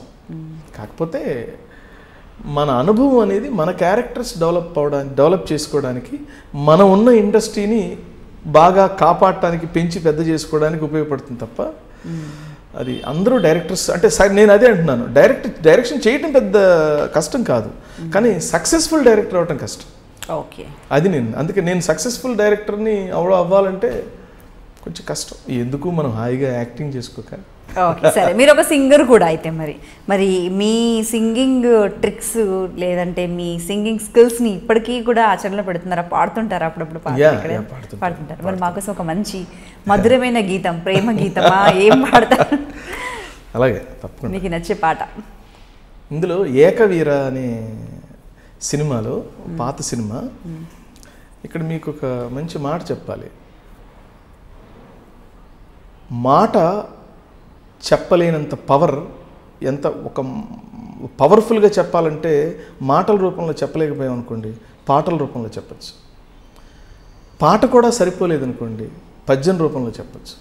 అంటే కొన్ని మనం పాట, అందుకనే ప్రేమనంతా వీడు ఐ లవ్ యూ అంటాడు, నేను నీకోసమే పుట్టానంటాడు, నువ్వు లేకపోతే నాకు పొద్దే గడవదు అంటాడు. ఇవన్నీ అయిపోయిన తర్వాత కూడా ఒక మంచి సాంగ్తో ప్రజెంట్ చేస్తాడు వాడి ప్రేమనంతా. అప్పుడు హీరోయిన్కి అరే నా మీద ఇంత ప్రేమ ఉందా, తనకి ఇంత ప్రేమ పడుతున్నాడా అని రియలైజ్ అయ్యి అప్పటి నుంచి నిజంగా కనెక్ట్ అవ్వడం స్టార్ట్ అవుతుంది. పాటకున్న పవర్ అది. సో సినిమాల్లో అందుకనే పాటలు రైటర్లు ఏం చేస్తారంటే డైలాగులు చెప్పి చెప్పి చెప్పి ఒక హాఫ్ అన్ అవర్ అవగానే ఒక సాంగ్ పెడతారు. అంటే ఇక లవ్ పరిచయం వల్ల రియల్ లవ్గా ట్రాన్స్ఫార్మ్ కాబోతోంది అనుకున్నప్పుడు సాంగ్ పెడతారు. సో అదే సింబాలిక్. సో అలాంటి ఏకవీరలో ఒక మంచి పద్యం లాంటి పాట, అది పాట కాదు కానీ పద్యం లాంటి పాట అన్నమాట. ఏ పారిజాతం ములీయగలను సఖీ, గిరిమల్లికలు తప్ప గరిక పూలు తప్ప, ఏ కానుకలను అందించగలను చెలి, గుండెలోతుల దాచుకున్న వలపులు తప్ప, జగతిపై నడయాడు చెంచలా మల్లిక, తరుణి ఆకృతి దాల్చు శరదిందు చంద్రిక, శరదిందు చంద్రిక, కలువ పూల చెంత చేరి కైమోడుపు సేతును, నా కలికి మిన్న కన్నులలో కలకలమని విరియాలని. ఈ పాట అయిపోయిన తర్వాత లాస్ట్లో నువ్వు లేకపోతే నాకు జీవితమే లేదు అని ప్రజెంట్ చేస్తాడు. ఇంకో 4 లైన్స్. నీవు లేని వండర్ఫుల్, అంటే వెరీ ఎక్స్ప్రెసివ్ సాంగ్ అని, చాలా మీనింగ్ఫుల్ సాంగ్. అలాగే పాత పాటల్లో మీకు ప్రాణం ఖరీదని సినిమా ఒకటి ఉంది, చిరంజీవి గారు ఫస్ట్ సినిమా. అంటే ఎక్స్ప్రెషన్ బాగా ఉన్న పాటలు పాడుతుంటే మనం కూడా ఎంజాయ్ చేస్తాం. అది ఒక పేదవాడికి గొప్పవాడికి ఉన్న తేడా అని జాలాది గారు రచన, కీర్తిశేషులు ఆయన చనిపోయారు, ఆయన ఒక పాట రాశారు.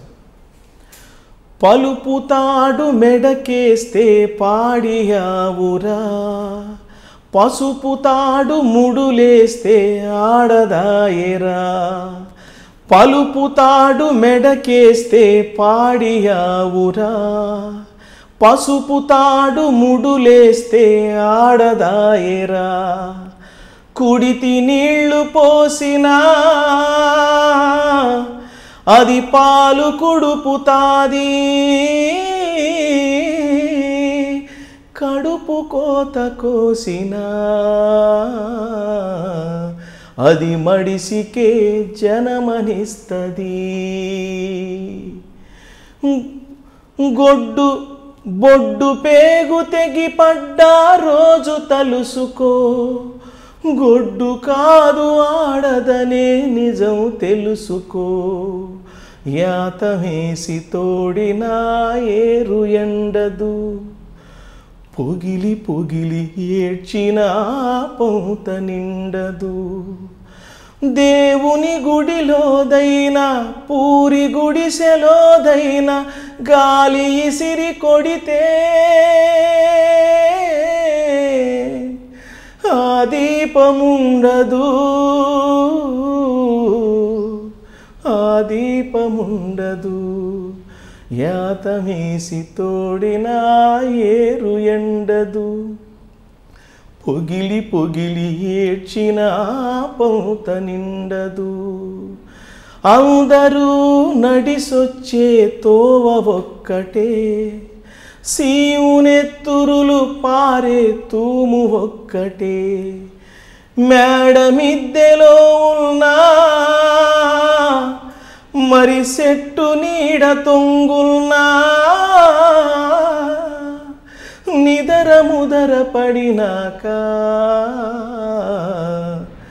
పాడే ఒక్కటే, వల్ల కాడు ఒక్కటే, ఆకలేసి అరిసినోళ్ళు కాకులంటరా, కూత నేర్చినోళ్ళ కులం కోకిలంటరా, యాతమేసి తోడినా ఏరు ఎండదు, పొగిలి పొగిలి ఏడ్చిన పౌత నిండదు.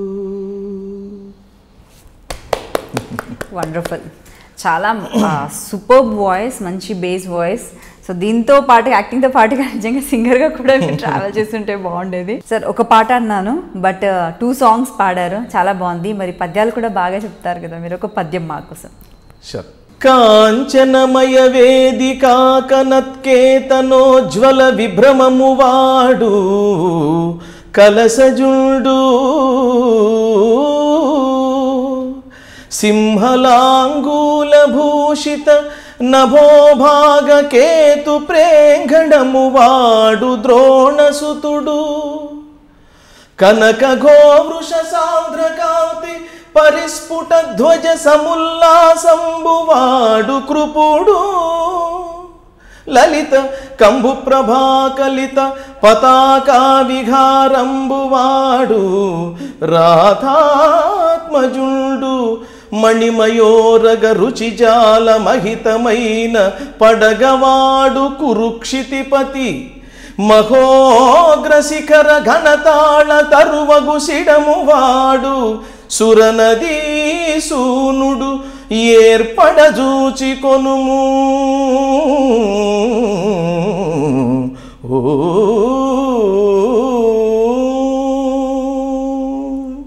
Wow, nice. సో ఇంకొక డౌట్ ఏంటంటే నాకు, స్పెషల్లీ మూవీస్ వైపు ఎందుకు మీరు ఎక్కువగా చేయలేదు? ఫస్ట్ నేను అడిగాను, అంటే హీరోగా అడిగింది. సో ఇంత మంచి క్యారెక్టర్ ఆర్టిస్ట్గా, మీరు క్యారెక్టర్ ఆర్టిస్ట్గా కాదు, హీరో హీరోయిన్కి ఉన్నంత క్రేజ్ ఉండే రేంజ్లో మనకు చంద్రముఖి సీరియల్లో మీరు అలా దూసుకెళ్ళిపోయారు. అలాంటప్పుడు ఇప్పటికీ అంతే, ఏ క్యారెక్టర్ వచ్చినా కూడా అలా. అంటే నేను ఇప్పుడు సీరియస్గా ట్రై చేస్తున్నాను, ఐఎమ్ ఆన్ ద ట్రయల్స్. అదృష్టం, మన డెస్టినీ కూడా అదే అయితే డెఫినెట్గా నేను సక్సెస్ అవుతాను అనుకుంటున్నాను. I'm trying.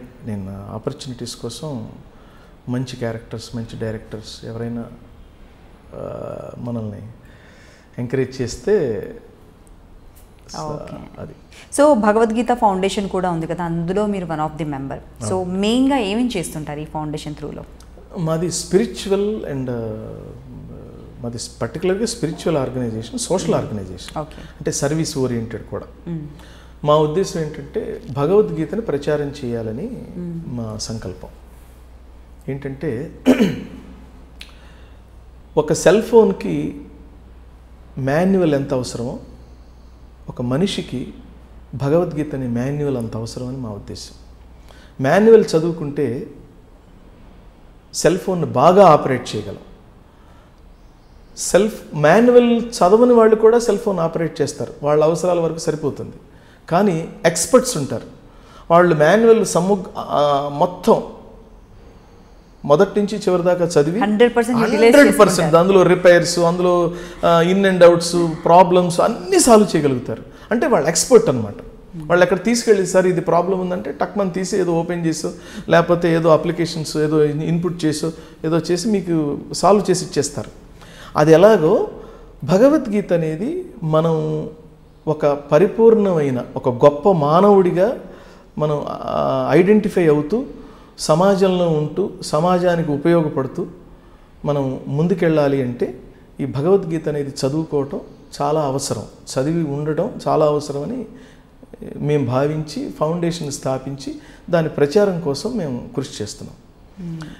చాలామంది ఏమనుకుంటారంటే భగవద్గీత రిటైర్మెంట్ సబ్జెక్ట్ అనుకుంటారు. అన్ని రిటైర్ అయిన తర్వాత ఏదో ఒక వ్యాసపీఠం పెట్టుకొని ఇలాగా పైన పుస్తకం పెట్టుకొని చదువుకుందాం అనుకుంటారు. అది కాదు. భగవద్గీత అనేది academic subject.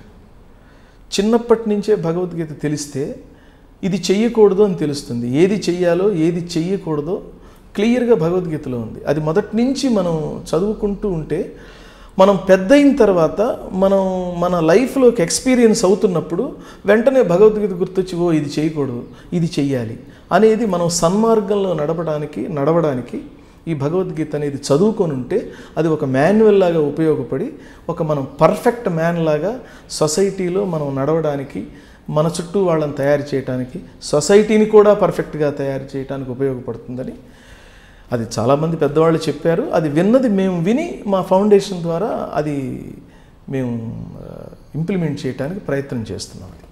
Okay sir. So మూవీస్లో కూడా ఇప్పుడు ట్రై చేస్తున్నానని చెప్పారు, మూవీస్లో కూడా ఇంకా మంచి మంచి క్యారెక్టర్స్, బోల్డ్ అని క్యారెక్టర్స్ చేయాలని, సీరియల్స్లో కూడా మంచి మంచి ఎంటర్టైనింగ్ క్యారెక్టర్స్ని చేయాలని, ఇంకా ఇంకా కూడా ఆడియన్స్కి దగ్గర అవ్వాలని మనస్ఫూర్తిగా కోరుకుంటున్నాను. Thank you so much. Thank you very much. Thank you. నేను మీ Chalapathi Raju.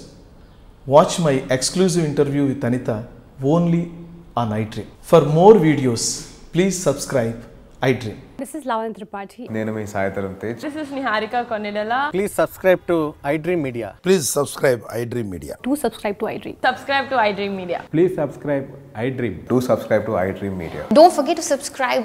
Click on the button below. Please do subscribe to iDream. Don't forget to subscribe to iDream. Please subscribe to iDream Media.